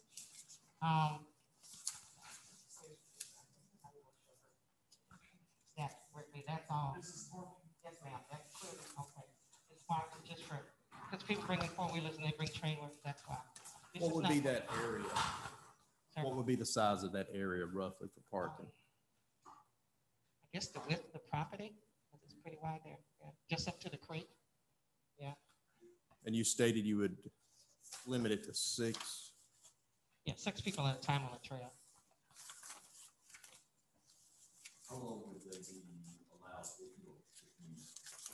you schedule till you want 6? How long can you ride? The longest I've ridden or had anybody ride, they rid maybe 3 or 4 times, 3 or 4 loops, they take a break. So total riding maybe an hour and 20 minutes, because it's not, I mean, they don't ride for hours and hours and hours. It's just because it's not a straight trail and it's a lot of curves and things, so that cuts down the speed also. I have a question. What type of liability insurance do you have?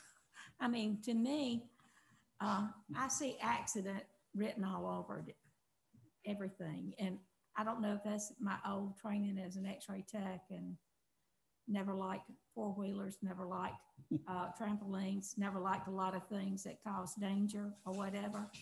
And riding a trail that's unimproved like that, to me, it almost screams accident waiting to happen. Well, I have a release of liability form that I've had an attorney look over for me. So everyone, but we know that people will sue over a hot cup of coffee. That's why I have that statement out. And everybody that rides, even if a passenger, they have to sign that.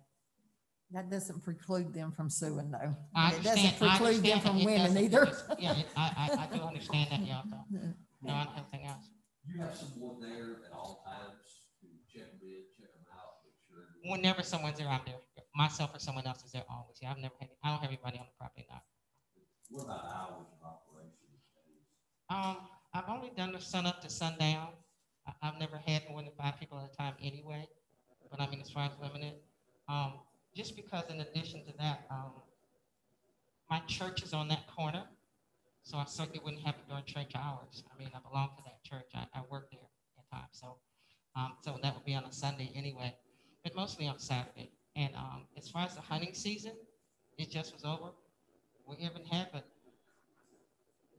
maybe 2 people there, because I have people that hunt on my property, on our family property, all the way up to the church, and they've been hunting there for years. So, Mr. Chair, I have a question. That Odessa Dale Road, is that road paved all the way through, or is it just paved to a certain point and then it gets to be a dirt road? oh, it's not paved at all. So that's a dirt road all the way? Yes, ma'am. It was once. No, I don't even know. It's big holes in it now. Okay.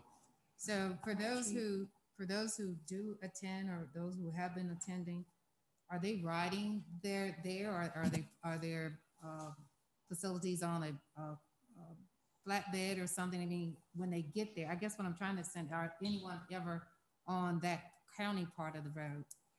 Well, if you see where the church is, that's Odessa Road. They have to go down the church road to get to my property and turn in right there to park. So are you behind the church or on the side of that church? What's the name of the church? Odessa Dale? No, ma'am. Branch Haven. So Branch Haven. So when are you on the right side of it or on the left side of it? If you were on Odessa Road, okay? If you're on Odessa Road and you come to Branch Haven Road, there's an intersection. The church is on the right-hand side on that right here. The place that I have is right down that road. Our family property is from Odessa Road to there anyway. Okay. It stops right there at the church. Okay. And then that road that goes all the way down there for, we got 40 some almost 50 acres down there. And then it, my place. We do have one more speaker. Y'all. I have one more question, if you don't mind. Okay. This yellow sheet that we have where it's listed property line concerns, it's from a neighbor with property lines. Is it this gentleman or is this a different? I don't think it's here tonight. Mr. Williams? This is Mr. Williams. Okay, okay. All right. So his property line adjoins yours? Yes, ma'am. And my initial trail was there. So I just moved it a lot further. Okay. Can I see the picture of the, no, the one with the actual property? The one y'all were looking at showed that. It's not in your package. Oh, I didn't see it. What do I do with it? It has the blue thing? Yes, uh-huh. Darren got it. Oh, hold on. Oh, you don't. Yeah, you got one. I got one. Well, he's giving me one here. Okay, he gave it. I'll take it. Is it one of the shirts out on his side? You told him to stay out?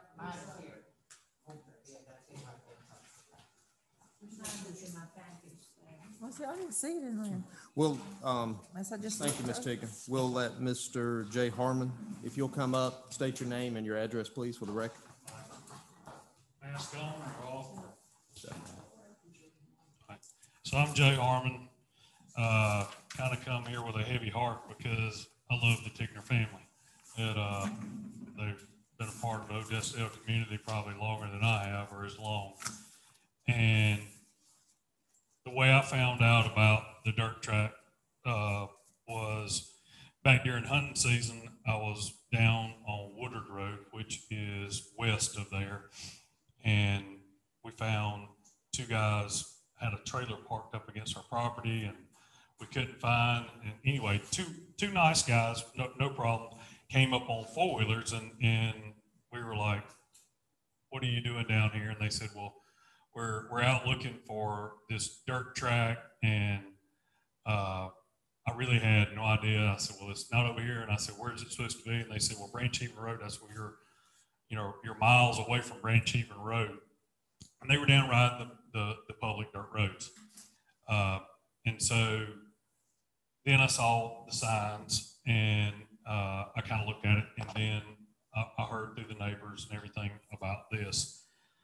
Back during deer season, I own the property to the west of Mr. Williams, and property that goes on beyond that.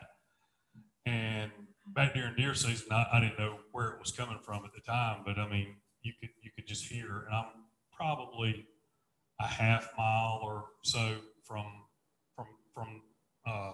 Miss Tickner's property, but you could hear all the foilers and everything ripping through. And I sat in the stand that day, and it was annoying, you know, to say that you're out there trying to enjoy peace and quiet, and you saw that. And so in the past, the same county commissioners have heard, you know, my complaints when we tried to have a wedding venue next door to us with all kind of loud noise and everything. In our community, I think a lot of us have lived there. I know that I personally stayed out there for the peace and quiet and the love of Odessa. And after a hard week's work, that's what I enjoy doing, is enjoying the peace and quiet. And I do think that, you know, Ms. Tigner, I think they're right. You know, I think that everybody will sue over everything, and I'd be severely personally worried about you, because a lawyer, it doesn't matter what the release liabilities are on it. You know, I think there's that. I'm really concerned also, you know, I know you mentioned that they would be wearing helmets, but on the video, the guy's not wearing a helmet. There are several creeks that come across there, the erosion in the creeks. I not only have concerns about that, but I'm going to jump a little bit off subject, but it was brought up that the county does not allow any unauthorized, these type of vehicles to be on the county roads. Well, I would love for this county commission, I implore you, because every neighbor out there is called.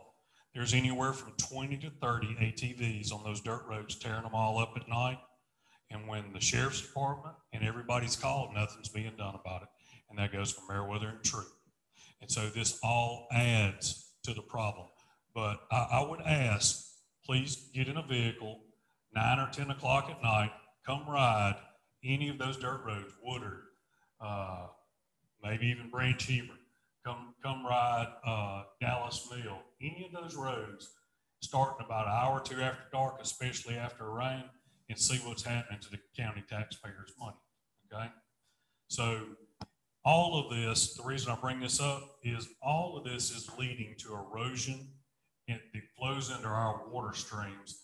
And when you start adding up that, along with the fuel, the trash, and everything else that's being thrown out in the communities and ending up in our waterways, it all trickles down to impact us all, but it does impact our property downstream. So those are just a few of the reasons. You know, noise pollution is the biggest thing for us, followed by water pollution. I do wish, you know, I wish there were ways for more people to make money on their property. I really do. I mean,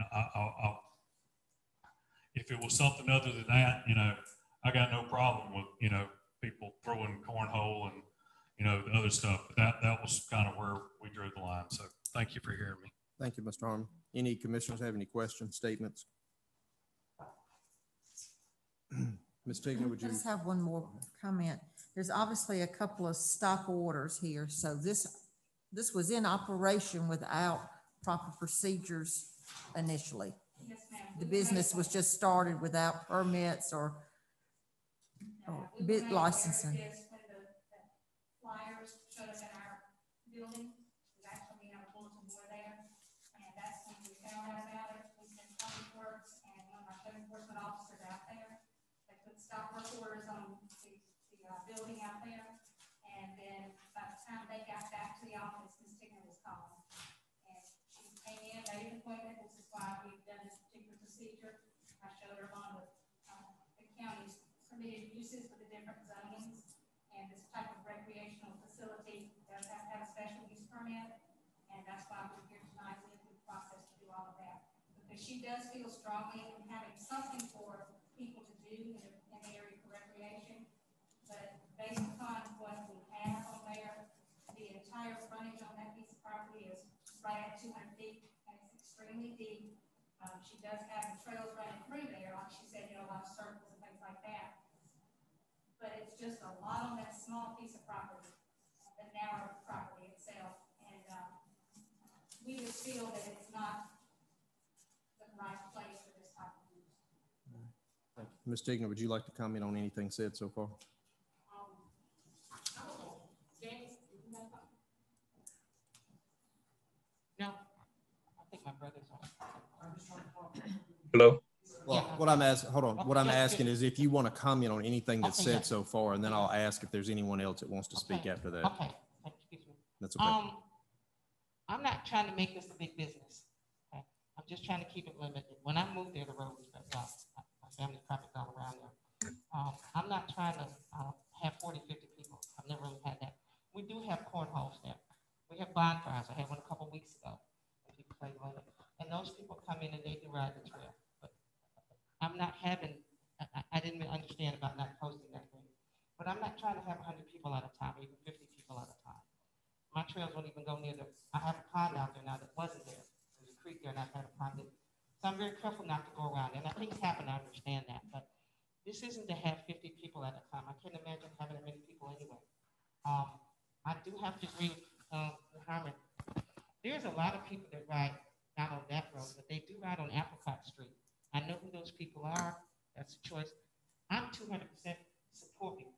Fine and do whatever you need to do. Because the people that ride those are very loud. They really, really are. And they've done that. And dirt bikes are louder too, I understand that. But I said, this wasn't to be a big thing anyway. I don't have people. I've been down there at night, midnight, 2 o'clock in the morning. We don't have people on it. It's a dead end road, first of all. There's people around it that don't know that. I guess they found that out. But down the road, there is a lot of traffic down. I don't know where it comes from. I've seen people, and some of those people I've never seen before. And usually after about October, it stops anyway. I don't know when hunting season starts, October, November, something like that. So, because I have people hunt on my property, we don't have people ride around there anyway. I just don't. That can change it. September. That's what I'm saying. All right. Thank you. Anyone online wanting to speak? If you will unmute yourself and just state your name and address for the record. My name is Jamie Tigner. I actually currently live in Houston, Texas. So because of COVID, I'm not able to attend. So I appreciate you letting me speak. I wanted to address a couple of things. The gentleman asked earlier how much of the property is actually being used for the track itself, I believe. So it's approximately 2 miles. I did do a GPS of the overall area just to see how much of it. So it's approximately 2 acres of the 10 acres is used for the track.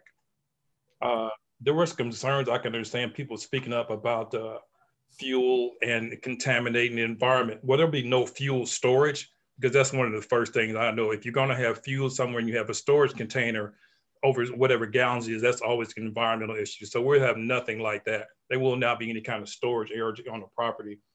As far as hunting, I can understand people wanting to hunt and we not making too much. And I'm saying we because I'm full support of my sister. I do own the land right next to hers. But I would think we could be able to work with the hunters. I don't know, hunters are out there at 4 or 5 o'clock in the morning. We would not want anybody out there at that time of day anyway. If there's certain times where there's a large amount of hunters coming, we'd be glad to work with them because we are trying to be good neighbors. That's one of the things we're trying to stress. We're not trying to cause problems. We probably went about this the wrong way, but we are trying to make corrections. We've already said there won't be any dirt bikes because they are very loud. We're trying to prevent that. We're trying to make it a safe environment for the people down there. Like I said, I do live in Texas, but I come there as often as I can with my kids, and I want to bring my grandkids there, and we want to have somewhere safe in the area for the children and for my family to be at. So anything we can do to try to work with the neighbors. I can understand the traffic. We're not trying to build a Walmart or something down there. We would not want to disrespect the area, but we would like to try to do something. And it's not just about making money. Like my sister took the initiative to go ahead and try to just do something for the area. So it would be limited. It would be controlled 100%. The property, it has a gate, or not a gate, but actually a rope or chain across it with trespassing signs on it. We want to limit traffic. There's nobody going to be there if one of the Tigner or Tigner representative is not there. We would not want it to open to public because we wouldn't want to change the environment. We wouldn't want to endanger anybody, and we wouldn't want to disturb our neighbors. So we are trying to work and do whatever we can to make corrections and work with the neighborhood. So we appreciate your consideration. Thank you, Mr. Tigner. Any commissioners have any comments, questions for Mr. Tigner? I have a question for Kathy. Looking at the zoning, and it has special use. So are there certain, with the special use, certain guidelines you can put with that? Whatever you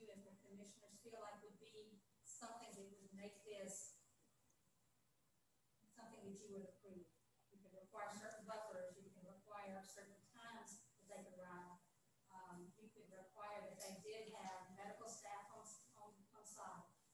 You could require, as she said, have liability waivers, all that's there. She has offered some of those things in those 2 pages that she brought in last week.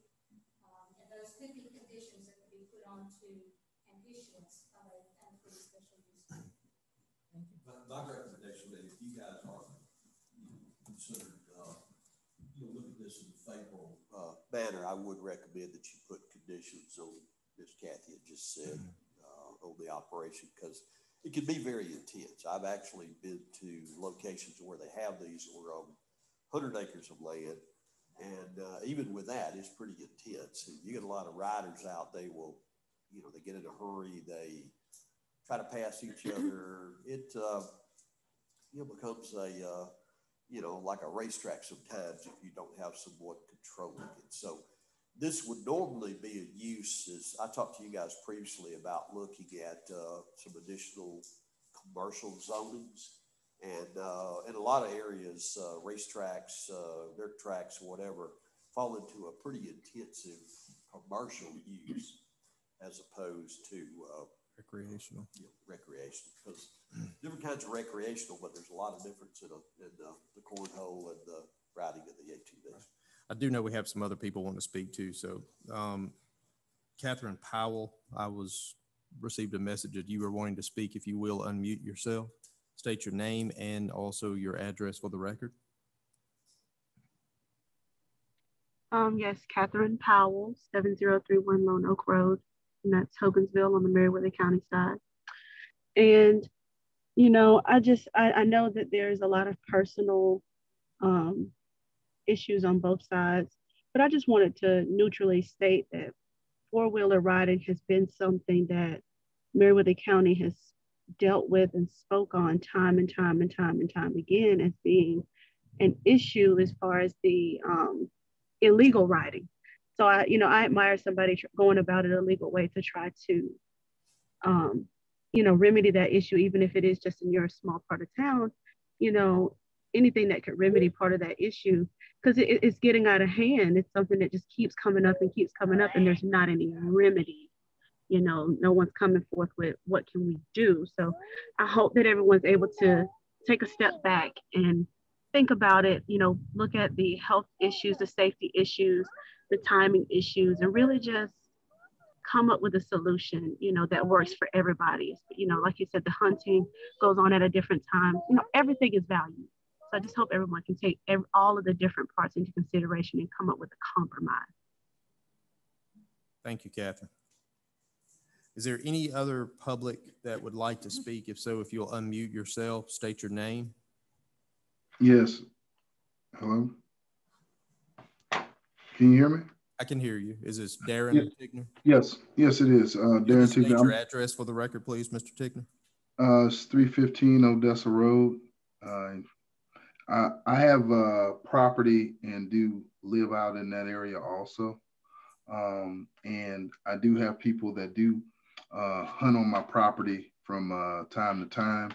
Now, the thing is, and just like the young lady just said prior, just actually having something that is monitored in the area. I can understand the gentleman's concerns, and even that the property goes back deeper. But I also want to make sure that it's, just openly considered, because like I said, I do have property out there and I have people that hunt on my land also. And just see whatever we can do, because once again, it has been a lot of time in there and trying to monitor what is actually going on and where it's going on. Thank you. Thank you, Mr. Tigner. Are there any other citizens that would like to speak? Yes, this is Virginia Hill, Greenville. Yes, ma'am. And again, I would just like to say thank you for the Tigner family for trying to come up with this idea to kind of help out with youth and older people that I know that would be using their facility. And I know they would be good neighbors. I do know the family and I speak highly of the family, and I hope that the commission will consider this. This is something that's needed. So hopefully some of the illegal riding that takes place, I know out on these dirt roads, maybe to kind of curtail it a little bit, but I do hope that the commissioners will consider favorably for the Tigner family trying to get this type of facility started. Thank you. Thank you, Ms. Virginia. Anyone else?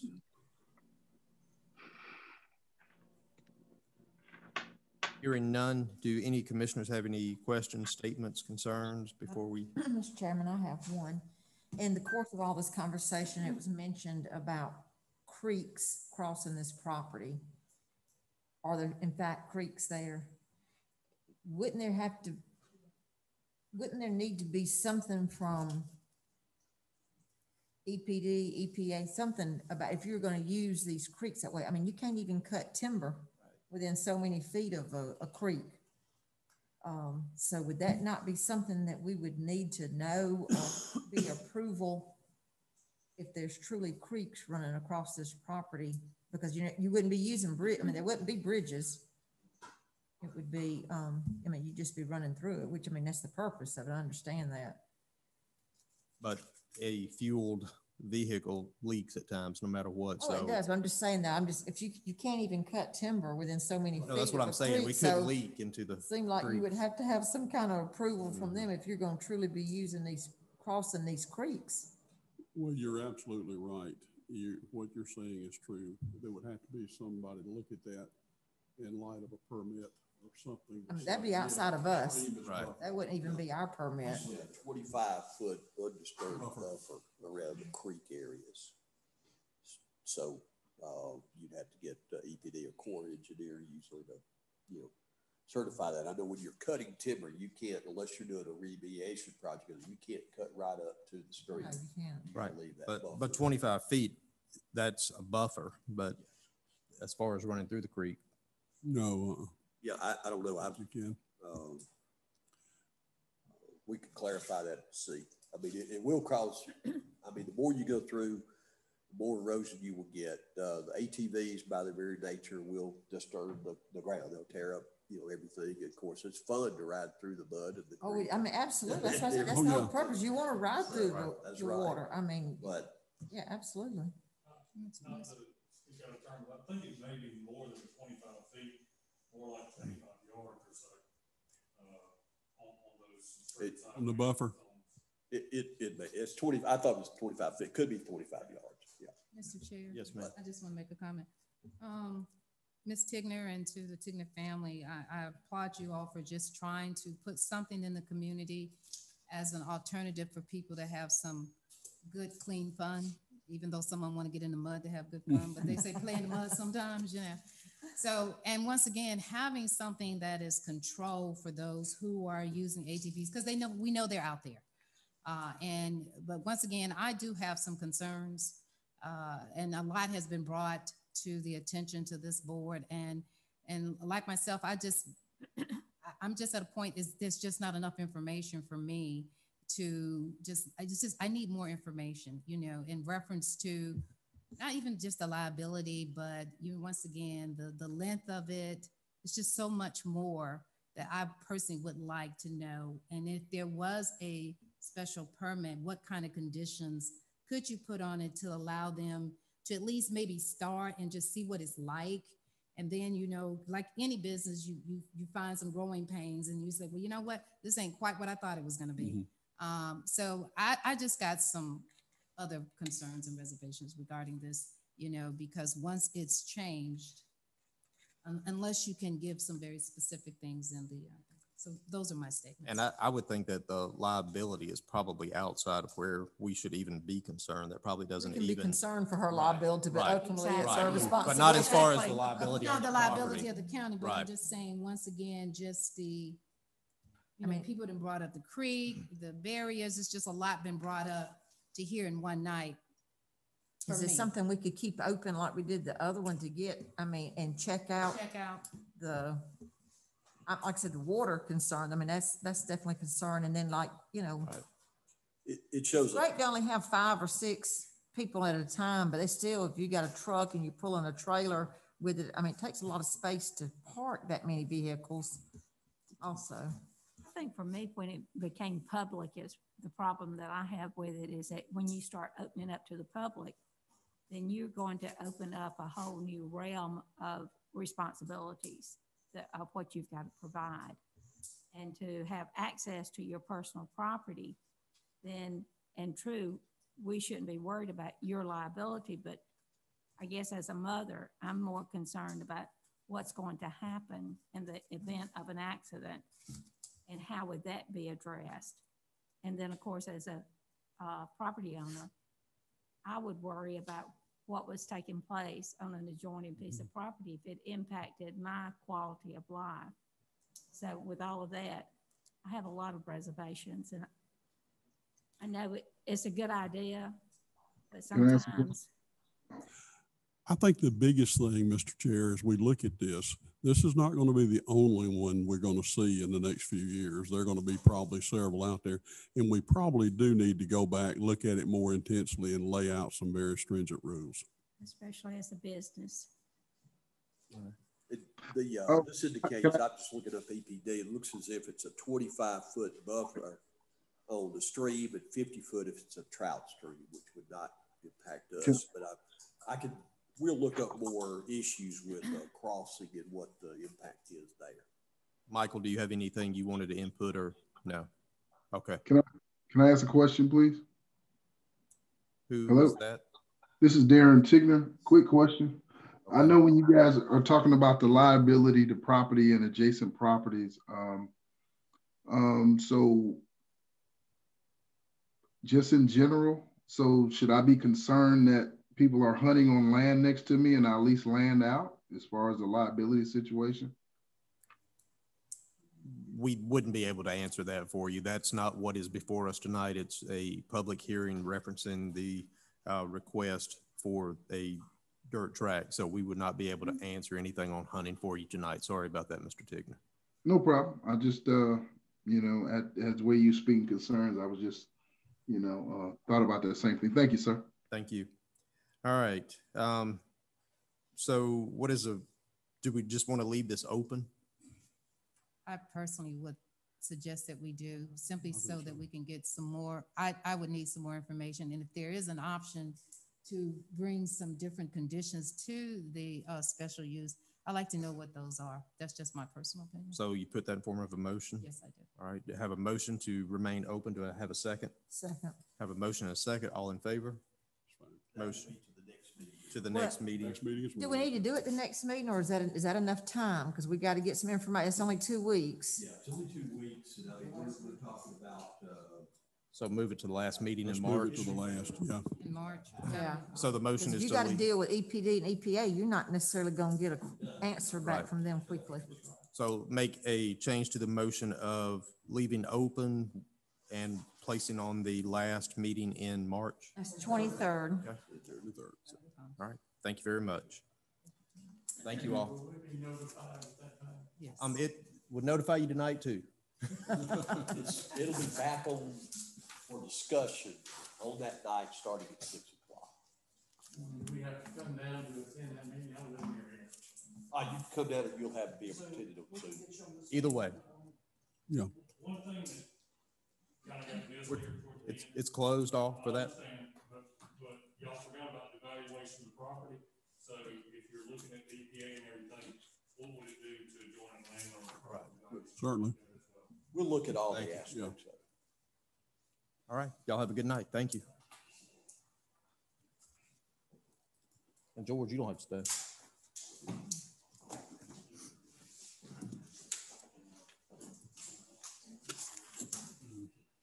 Did any of you guys still have this right here?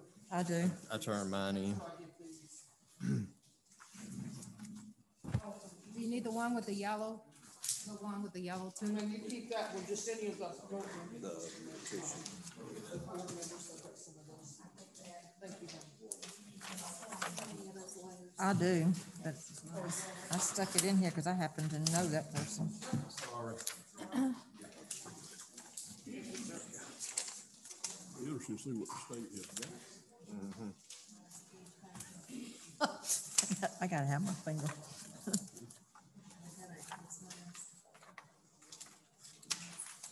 I'll find it and get it to you, because I got it here somewhere. I stuck it in here.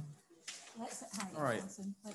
Move on to item number 7 under public hearing. Discuss and approve recommended amendments to service delivery strategy. Do I have a motion to go into public hearing? So moved, sir. I have a motion. Do I have a second? Second. Motion and a second. All in favor? We are in public hearing at 7:58. Mr. Gay? Yes, sir. Thank you, Mr. Chairman, Commissioners. In reality, we don't have to have a public hearing on this, but we felt it was a good thing to do since we are changing the service delivery strategy. Mayor Ledbetter had called me, and they were trying to do a grant and realized that there was not a option of funding in their service delivery strategy for the grant. Plus, they had added actually like an internet service as well. Since we had last done this service delivery strategy, we also had T-Splosh to pass. So what we did was we went back through every item here that was listed in the service delivery strategy. And for the better part, we just added revisions to add grants and other things as funding options. So we just expanded the funding options. There were a couple of changes. One on the internet. I think we added a cable TV internet telephone. We added a provision that Woodbury now provides this service effective January 2020.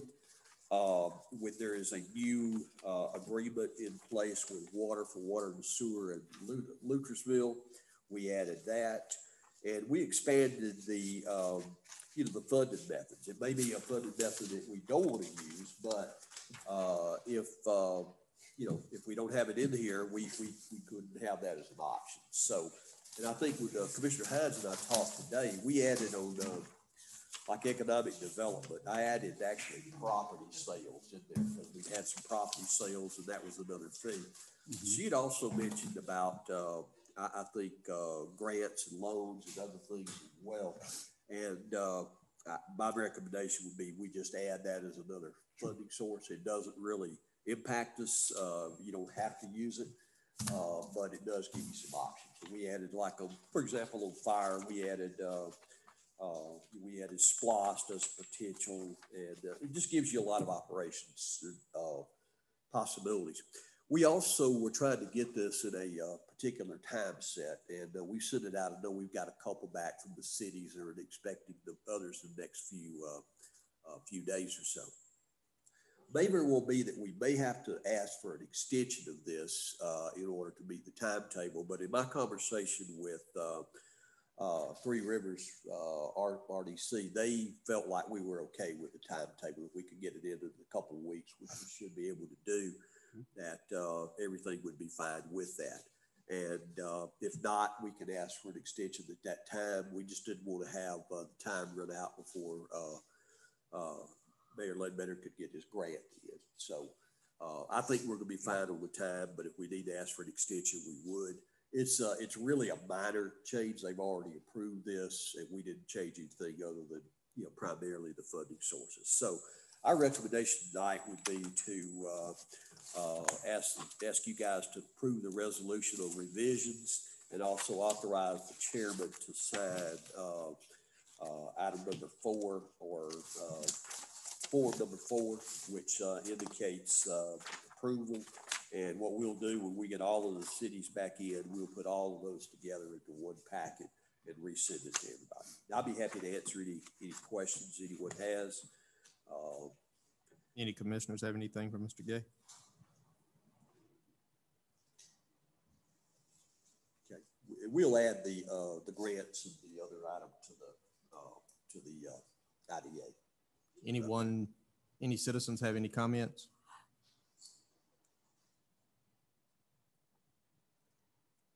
Hearing none, do I have a motion to go out of public hearing? So moved. Have a motion. Do I have a second? Motion and a second. All in favor? We are out at 8:02. Hearing the recommendations and changes by Mr. Gay, do I have a motion to approve the revisions and allow the chair to sign? So moved. Have a motion. Do I have a second? Second. Motion and a second. All in favor? Motion carries. Thank y'all. Item number 8, unfinished business. Item number 1 is the appointment to the Water and Sewage Authority District 4. I make a motion. I need to table this one more time, and I do apologize for that. So that is a form of a motion. Do I have a second? Second. Motion and a second. All in favor? Motion carries. Item number 2, appointment to the Recreation Advisory Board to fill an unexpired term representing the Board of Education. Term will expire 12/31/2021. Anyone? Haven't gotten anything from the board? No, we've not received anything. So do I have a motion to table? So moved. Motion to table. Do I have a second? Second. Motion and a second. All in favor? Motion carries. Item number 3, appointment to the Community Action for Improvement Board, CAFE. Mr. Chair? Never received any information. You were going to send us a resume? Or? Oh, I'm sorry. I apologize, but the person that I'd like to recommend for this position is Mayor Don Cuddy. I had talked with him and he said he'd be more than willing to serve on the board. You put that in form of motion? That in form of a motion. Do we have any discussion? The board? I'll second. We have a second. Have a motion and a second. All in favor? Motion carries. Okay. Thank you, Mayor Cuddy. All right, item number 9, new business. Item number 1, resolution confirming appointment of Emmett Collins to the Meriwether County Board of Tax Assessors. I'll read that if I need to, but. No, I don't think it's necessary. This is just paperwork. You guys have already made the appointment at the last meeting, and this is simply just catching up with that, as is the next one, which is the resignation, Mr. Collins from the zoning board. So do we have to do anything for the motion for the resolution? Yeah, we just need to approve it. Right. Do I have a motion to approve the resolution and allow the chair to sign for the appointment of Emmett Collins to the Meriwether County Board of Tax Assessors? So moved. Have a motion. Do I have a second? Second. Motion and a second. All in favor? Motion carries. Item number 2 is to accept resignation of Emmett Collins from the Zoning Board of Appeals. Do I have a motion? So moved. Have a motion. Do I have a second? Motion and a second. All in favor? Y'all sound wore out. Item number 3. Mr. Chair, can I ask a question? Sure.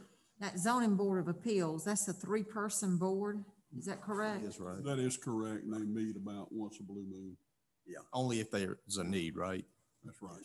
It's for like variances. I don't think they've met since I've been here. Mm-hmm. Oh, really? I don't think they've met. I know they have met. I just had somebody reach out to me interested in serving on some type of board. And when I saw that one was on there, I mean, I don't know if that'd be something they're interested in, but if they don't ever meet, it's just sort of. Yeah. Sometimes the problem with it is people, if they want to be on the board, they want to meet. And sometimes you get one like this that only comes. I thought this person wants to be involved in something, really involved in something. So scratch that. Anyone else? Item number 3, appointment to the Zoning Board of Appeals to fill an unexpired term that will end on January 5th, 2022. Anybody have any recommendations, or do we need to table? Table. Make a motion to table. Have a motion to table. Do I have a second? Second. Motion and second. All in favor? Motion carries. Item number 4, Mary Bray, IDA illegal vote. She's here. Yeah. But we weren't open to the public except for public hearing. Yes. Hey, how are you? I said good morning. Hey, it's gonna be morning in a little bit.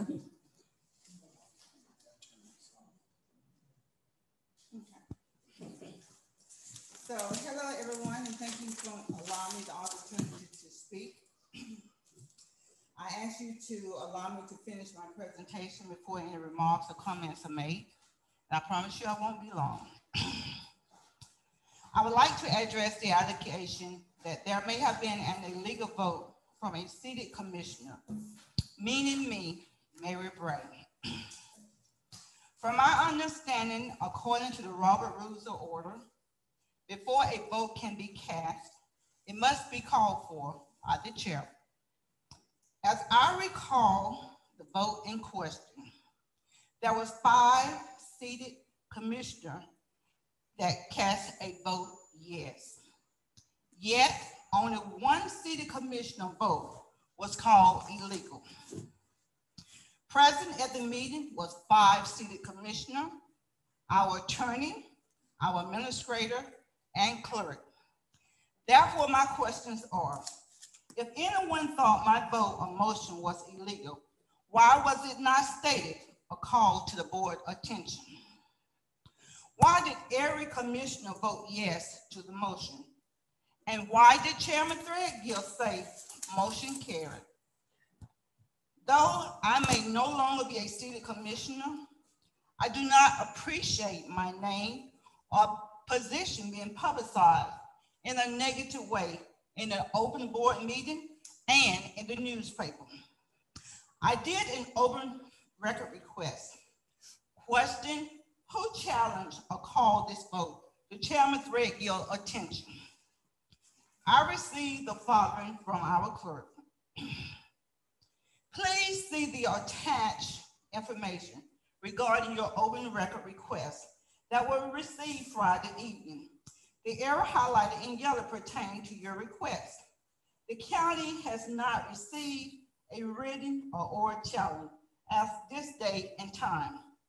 This should complete the open record request. Well, the highlighted error stated the following.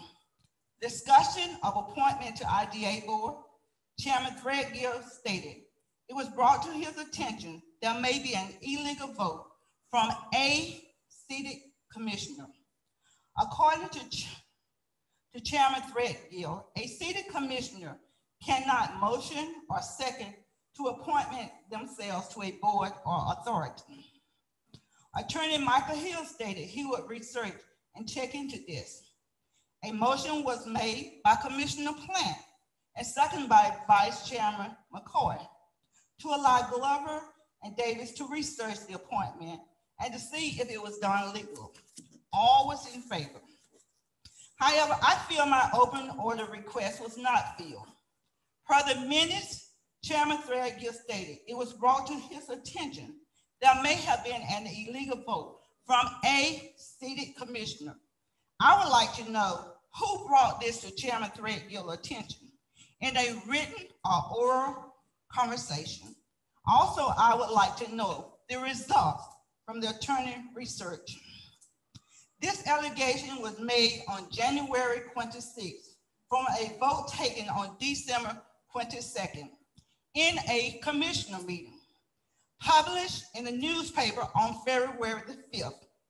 Yet, as of today, February the 23rd, I have not received no notice from our administrator, chairman, attorney, or anything regarding an illegal vote. I feel I'm entitled to know who's the name of my accuser, and a retraction in the newspaper identified Mary Bray as the seated commissioner in this allegation. I believe I left my commissioner seat in good standing, and it should have been left that way, not people trying to slander my name for their reputation and pleasure or benefits. Also, I would like to call to your attention a vote that took place on June 25th, 2019. Per the Meriwether County Board of Commissioners meeting, item number 8 on the unfinished business, and I quote, Commissioner Threadgill stated, since this was a state agent that he deals with mental health issues and children, he would like to place himself on the board until he can find someone for that position. Motion was made by Brian Threadgill and second by Alfred McCoy to appoint Brian Threadgill to serve on the Pathway Community Service Board. All was in favor. If a motion can be made by a seated commission in this case and not declared illegal, why are we spending taxpayer dollars worrying about a motion that was seconded by a seated commissioner? I do thank you for your time, and I will listen to any comments you may have. Michael, we'll turn it over to you. Ms. Bray, all I can say is that it was brought to our attention by an outside source, I don't think it was in writing, that the not that your vote, but that the vote was not done procedurally correct. We looked into it and we didn't find an issue. I cannot give you our research on the matter as you are not a client and it's protected by attorney-client privilege. There's nothing more to say. I mean, we looked into it. We didn't find any issue with the procedure that went forward, and that was communicated to the board. Okay, Thank you. No, I'll comment on it, okay. Even though we turned it over to him. What I'm going to say to you is it was not that your name was called out for you having an illegal vote. If you listen to the wording that I used, it said we may have had I said we may have had an illegal vote for the entire board, not your vote. No. What was brought, you finished, so let me finish. You finished and you said comments after you finished. So now it's my time.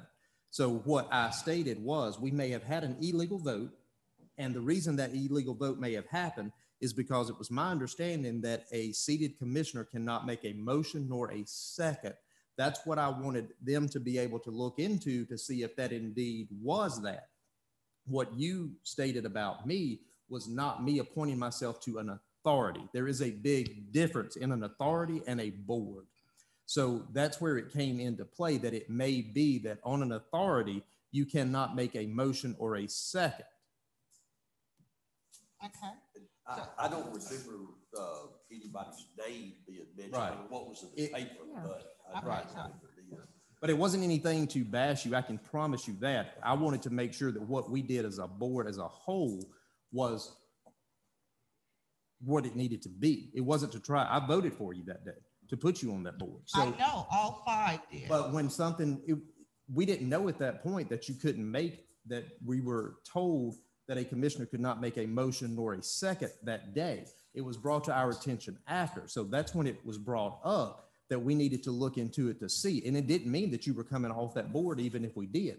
It meant that we needed to make sure that the vote was legal for you to go on the authority. Therefore, had it been illegal, that would have been null and void, and we would have to have voted again to make it a legal vote instead of leaving that out there. That was the entire purpose of it.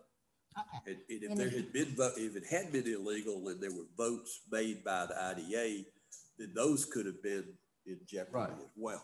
If you heard what the attorney said, it didn't come from this board. It Right. came from somebody outside of here. Right. It didn't come from this board. So with that being said, if I request a public open record, if someone came to the attorney, if someone came to the board and stated that it may have been illegal, would I not be entitled to have that put in open record? I don't know if this is not anything in writing. I don't know. Make that in writing and then we'll give it to the attorney and let them know. Okay, but he didn't give it to me. So as far as I understand it, there was nothing in writing.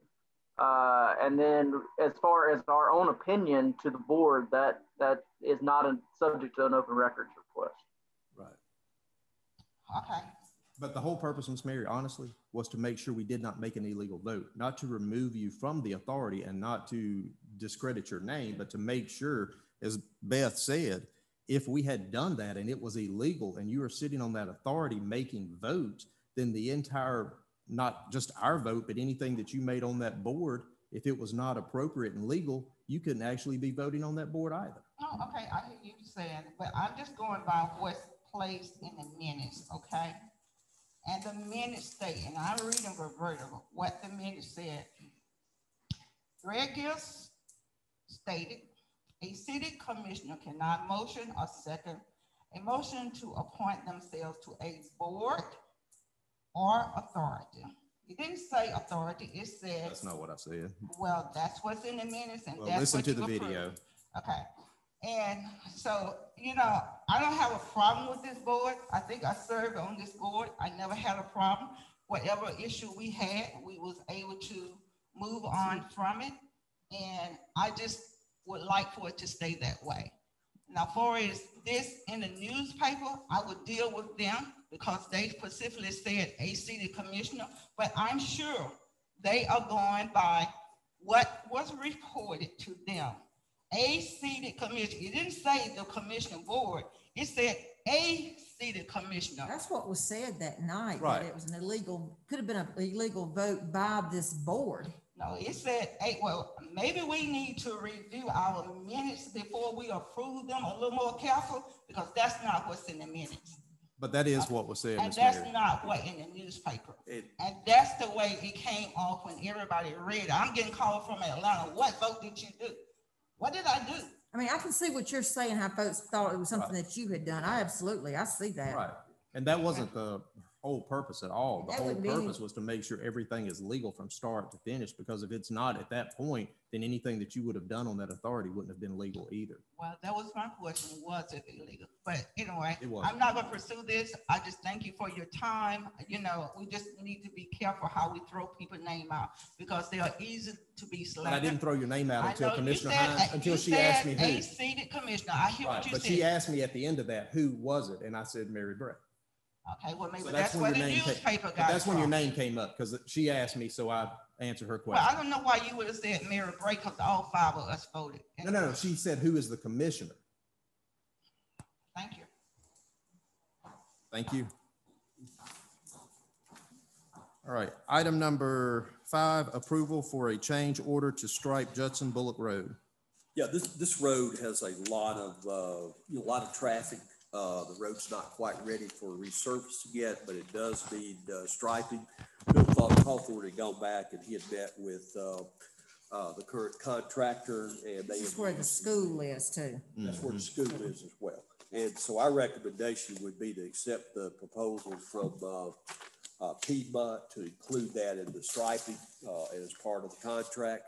I think it was approximately $22,000 or so to be able to cover that road, because it's a pretty long road. And yes, 22 cents per linear foot for the solid white and 23 for the solid yellow. And we are recommending new traffic on this. We do both a center line and an edge line striping. And the total amount is $22,815. And it is for 50,700 linear foot of striping. Thank you. This is in my district. It's been brought to my attention by people who live out there, as well as all the school traffic that's there. And at night, you can't see the edges or see the center line, but foggy conditions, which the school, we know what kind of foggy conditions we've had lately. It's a concern there with the school zone as well. Right. So here in the recommendations, do I have a motion? I make a motion to approve it. I have a motion. Do I have a second? Second. Motion and a second. All in favor? Motion carries. Item number 6, create a 3-way stop at the intersection of Wilbur Keith Road, Piney Woods Road. Chairman, Commissioners, this is a visual. I'll pass it around for you guys to take a look at in just a minute. But Mr. Kendricks, who lives on Wilbur Keith Road, had talked to Bill Cawthorne, and he said that for many years, vehicles have been running off the road and actually knocked down his fence. And I think it's happened on multiple occasions. The problem is that you have the road here, and then you have the Piney Woods Road, which comes in at an angle. And when you're right here, you really can't see continuation of Wilbur Keith Road, because it drops down below the horizon and it comes back out over here.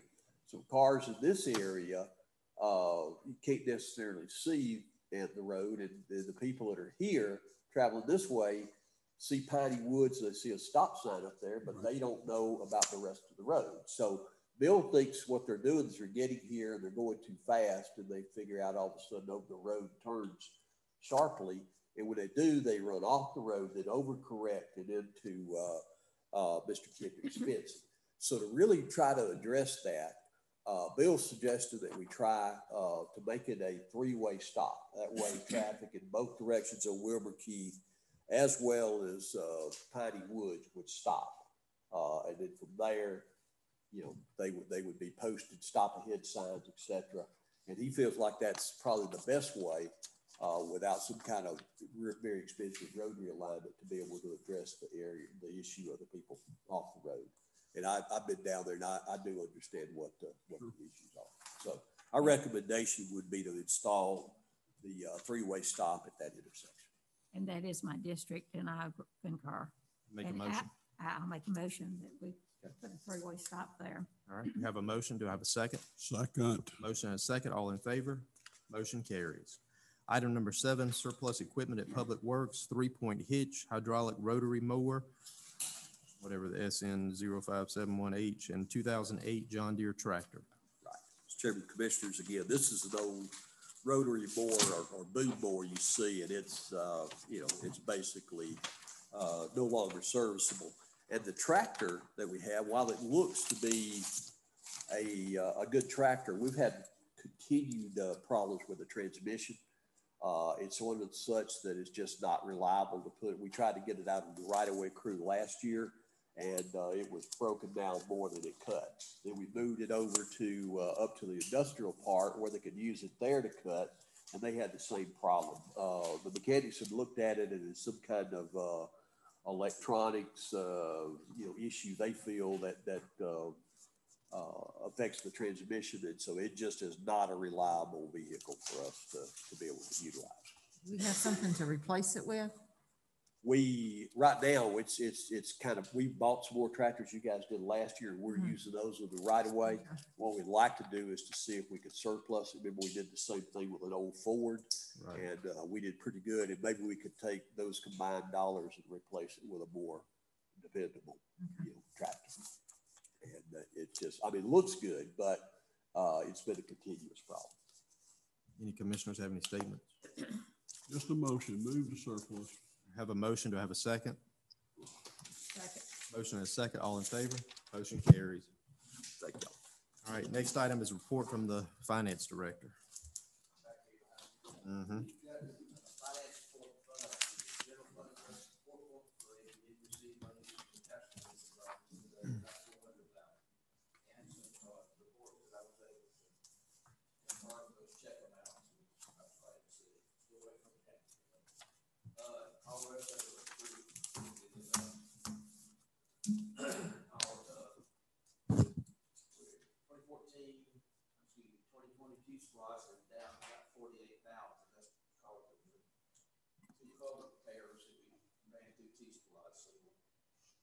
Save some money real quick for the upcoming paving projects that we're looking at.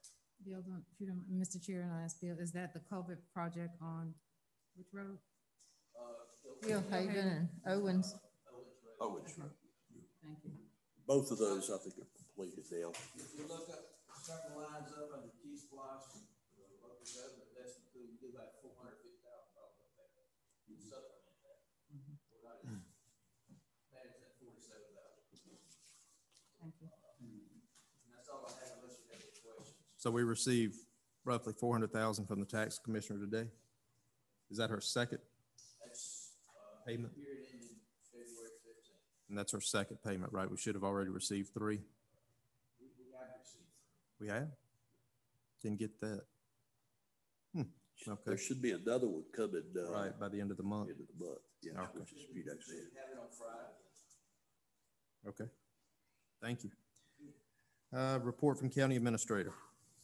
Yes, sir, Mr. Chairman, Commissioners, just a kind of a brief overview. We've continues to be a lot of development requests, reviews, people interested in developing in Meriwether County, including residential and industrial. Since we met last, I have met with some representatives from industry. We completed that grant application for the $200,000 grant, which included a lot of map gathering.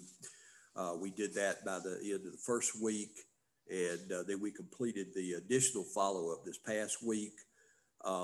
We reworked, as you guys have seen tonight, the service delivery strategy documents. Had Zoom meetings on water and sewer matter, on redistricting and on industrial prospects. On the redistricting, I will get out some information to everybody that was unable to attend. And I responded to House Bill 352, which would have reworked and wrecked the assessor's office. And I received a response back. It looks like that bill is dead, and so it's not going anywhere, which is a good thing. So that's what I have. Thank you. All right. Anybody have any questions for Mr. Gay? Hearing none, we'll move to the next item, report from county commissioners. Commissioner Hines. Thank you. Just a couple of things. I had mentioned Beulah Evans Road, I think at the last commissioners meeting, and this road has to get some attention. I've been on the road at least 5 times. I was on the road earlier this week. It is in really bad condition, and putting gravel is just not the solution. I'm going to ask the board and Mr. Gay that we had looked at working that road when we had Crawford grading, and I'm going to suggest that we go back and look at what can be done. I know Theron has mentioned some ideas that can be done as far as that hill and everything. So I just feel imperative that we do something for this road this year. We are not yet in our rainy season. We're probably March, April, but if we don't address this, it's worse. And there's I'm gonna say over 80 families that live off of this road in this area, and it's just unacceptable what they have to go through. So I want us to make a decision on how we move forward with Beulah Evans Road. I also asked earlier, and I think Theron, you said you're gonna be able to provide that for me, is those criteria of how we're gonna determine when a road is being paved. I just need to get that, and so that we can have that information and educate our citizens on once we do decide a road is being paved, how that's going to be done. We've been researching that, and we all can remember that we put something together. We just hadn't been able to put our hands on it yet. That's fine. But we will get that for you. The Beulah Evans Road it's one of those. It's got a a banked curve that comes around, and of course that banked curve, and we're going to pave it one of these days, is not going to work on that. So one of my thoughts was to flatten it out, that area, and make it into a 3-way stop or a 2-way stop, just like we did. And, and that may help it. I mean, as far as the paving, I mean, it is one of my top roads in my district.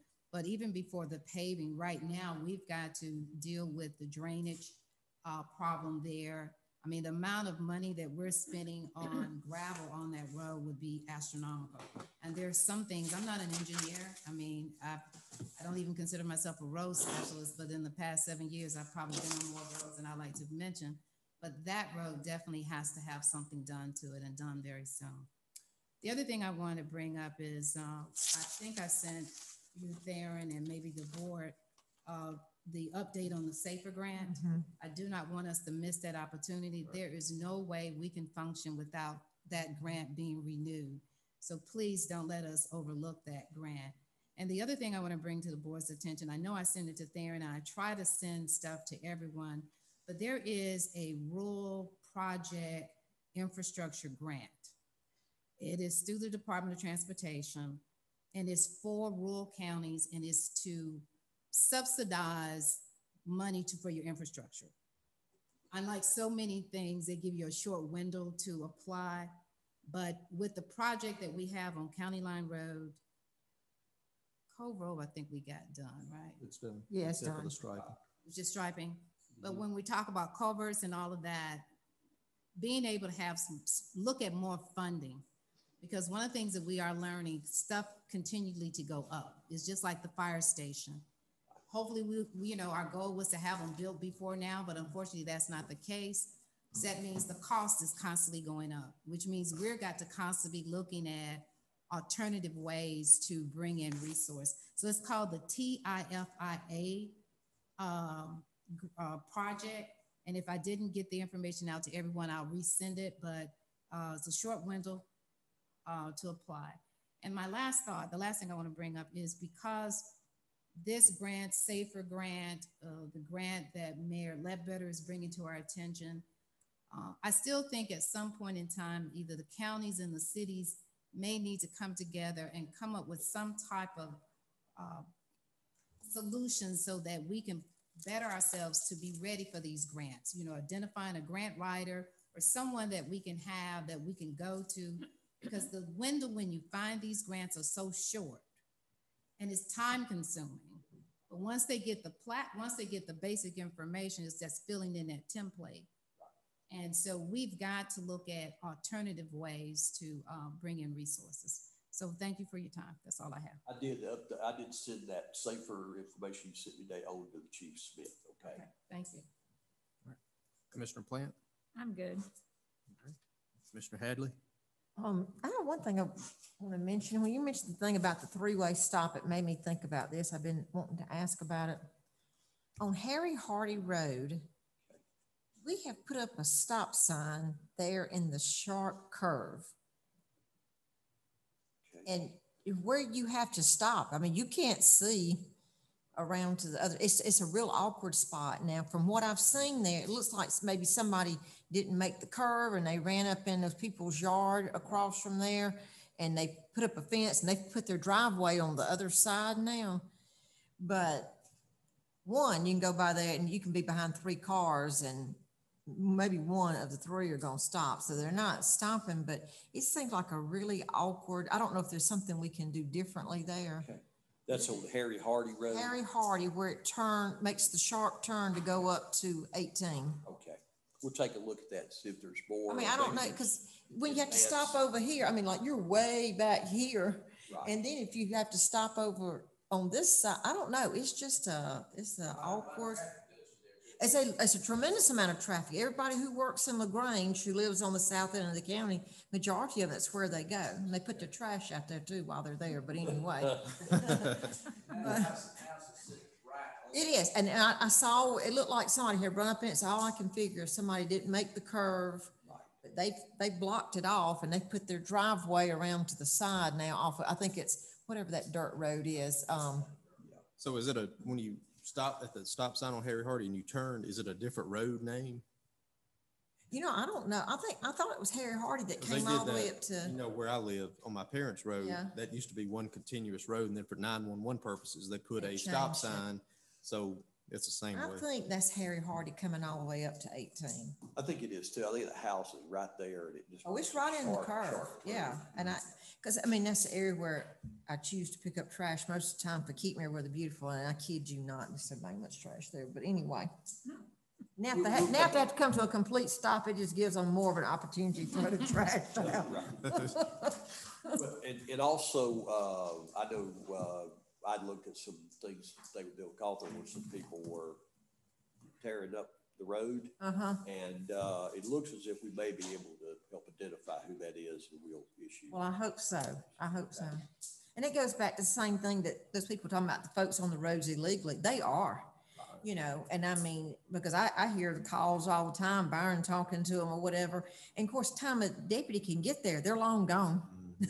You know, chase down an ATV with a through the woods. No, you can't. You can't. But it is a problem because they do tear up our roads. It's such a problem. That's all. Like we may be able to get something. Well, the lady got some pretty good pictures, so I thought we might get some information off of those. And it takes citizens being willing to do that too. A lot of them don't want to do anything, but if you're there seeing it, if you take pictures and get tags and all, then it helps to make a case. Thank you. Thank you. Commissioner McCoy. Yeah, I have one thing that I want to bring up tonight, and I'm revisiting an issue I brought up last time. Before, I addressed the group about the amount of trash that seems to be blowing out of the trucks as they leave the landfill over on Highway 54. That is a problem. And then I got another call. And this I think, puts a whole new spin on it. Lady called, she was just panicked because she had pulled down onto the interstate behind one of the dump trucks. And the only way I can understand the size plastic she was talking about, a big plastic sheet come blowing off. Came back, she thought it was going to settle right down on her car, so she just panicked. Luckily, she got right under it and it didn't do it. Had that thing settled on her car, that would have been a tragedy. And I talked to Theron about this. I think we need to pay another visit to Mr. Gabe Gribble and sit down and talk with him. I think there is I believe, and if Michael's still listening, there is a liability when somebody leaves your property with a condition like this, and I believe DOT covers this. You can't be letting stuff blow out of your truck. No, this is supposed to be secure. It's supposed to be secure. Is that right, Michael? It potentially could be a liability, yes. Okay. We'll set up a meeting. We need to sit down and talk to him extent. Anything else? That's all I had, sir. Right. Thank you. And myself, I don't have anything. If I do, I'm too tired to remember. So we will move on to the next item, and that is public comment. Is there anyone online that would like to make any comments? We'll give you 3 minutes if so.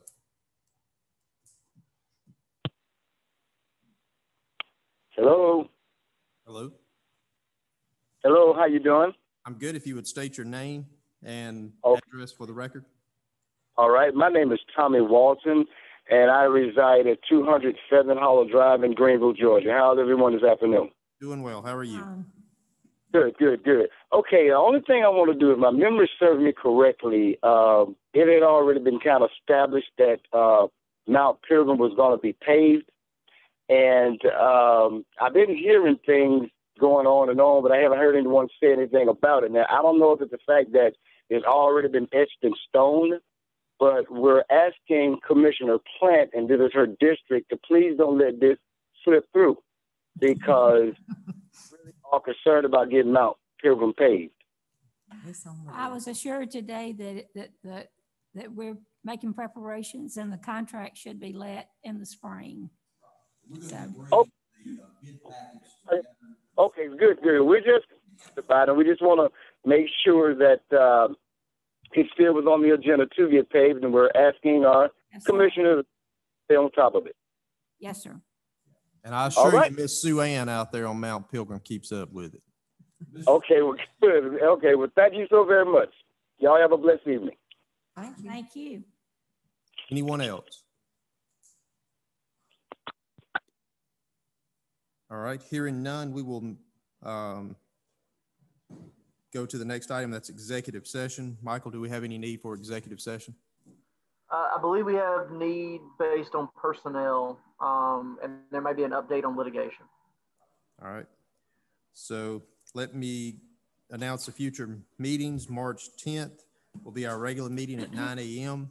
March 23rd will be our work session beginning at 4 p.m., followed by our regular meeting on March 23rd at 6 p.m. Do I have a motion to go into executive session for the purpose of litigation and personnel? So moved. All right, have a motion. Do I have a second? Second. Motion and a second. All in favor? We are in executive session at 8:39. And we're gonna make this real quick on. We are. Well, I was gonna say, can we